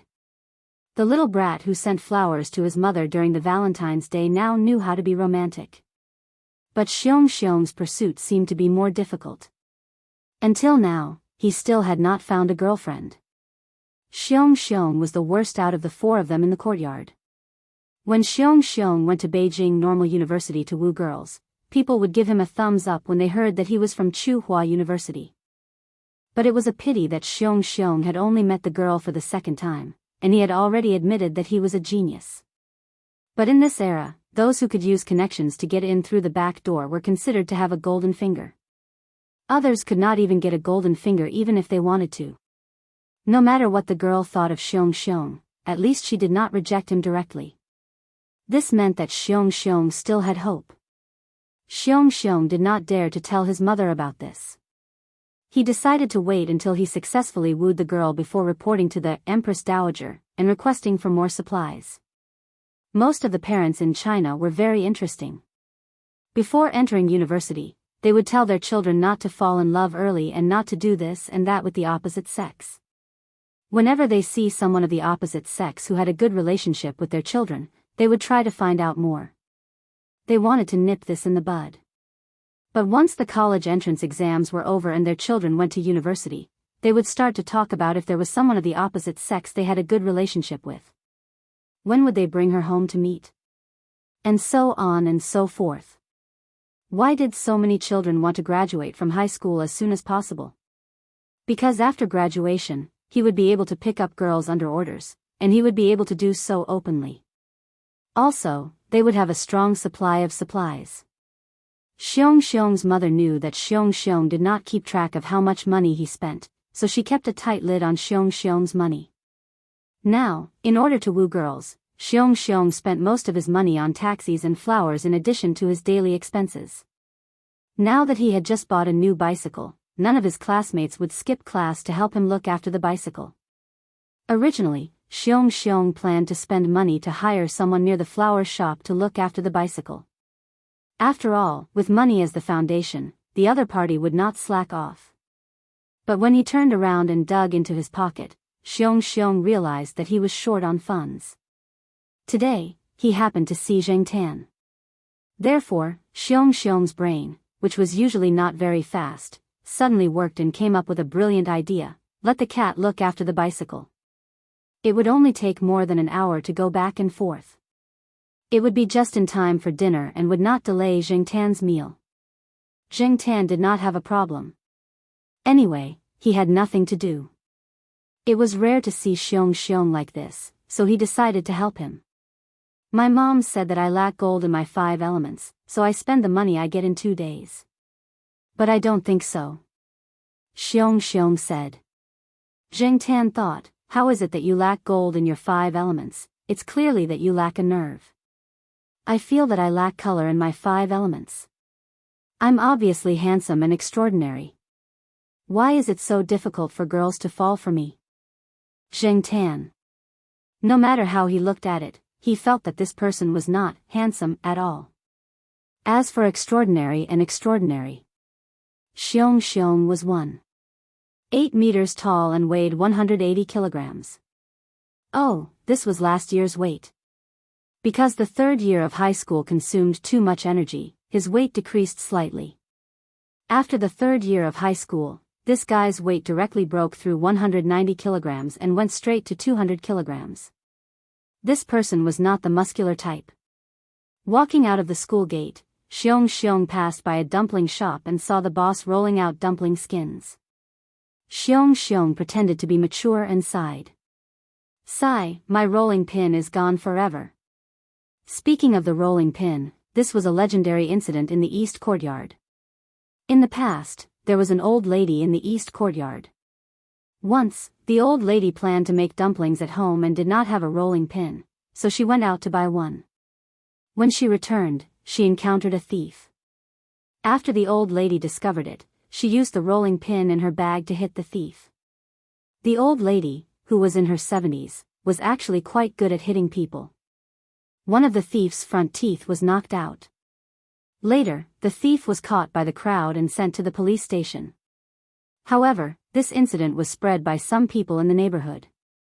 The more it spread, the more mysterious it became. The old lady used the rolling pin to hit the thief. It was as if Sun Wukong used the golden cudgel to kill demons. The adults only exaggerated the story and told it as a joke, but the children took it seriously. They regarded the rolling pin as a divine weapon. Whoever had a rolling pin in their bag would brag more loudly than others. However, Xiong's group of children grew up and knew more things. They also knew how to make full use of exaggeration. When they grew up, they also knew that many things were not as they thought. However, many people would continue to say and do such things to reminisce about their lost childhood. Who didn't do a few funny things when they were young? Therefore, even though Xiong did not use the rolling pin as a weapon, he kept it. In the end, one day, his mother found it and threw it away. His mother said, "What are you trying to do by hiding a rolling pin? Can you help us roll out the dough?" The flower shop was a bit far from the school gate. It was about 10 minutes by car. Xiong asked Jing Tan to squat in the car basket. Jing Tan did not do it. Recently, he had been sitting in the car for too long. It was good to run. Xiong slowed down the car and led Jing Tan to the flower shop. After arriving at the flower shop, Xiong parked the car in front of a communication business hall. There were some cars parked there. Okay, just leave it here. There are not many people here. Xiong locked the car and said. Jing Tan looked around. There were many people going in and out of the shops here. Indeed, there were fewer people here. There was no special parking lot nearby. There was no one to look after the cars. No wonder Xiong was in a difficult position. After Xiong went into the flower shop to get the flowers he ordered, he looked at the time and quickly ran to stop a taxi. Jing Tan squatted on the bicycle seat and watched Xiong's rental car leave. He thought to himself, "Go ahead, Xiong, I can only help you to this point." There was a bus stop not far from where the car was parked. There were some people waiting for the bus. A young man was eating bread and standing there with a bag on his back. He looked around aimlessly. When his eyes swept over Jing Tan, the young man paused. He looked at the road and made sure that there was no car coming. Then, he walked towards Jing Tan. After walking in front of Jing Tan, the man took 2 bites of the bacon bread. He raised his hand and pulled out the bacon on the bread and handed it to Jiangtan. Jiangtan looked at the bacon in front of his nose and ignored it. "You're not eating?" Seeing that Jiangtan was not eating, the man threw the bacon in his hand into his mouth and tore off some bread and handed it over.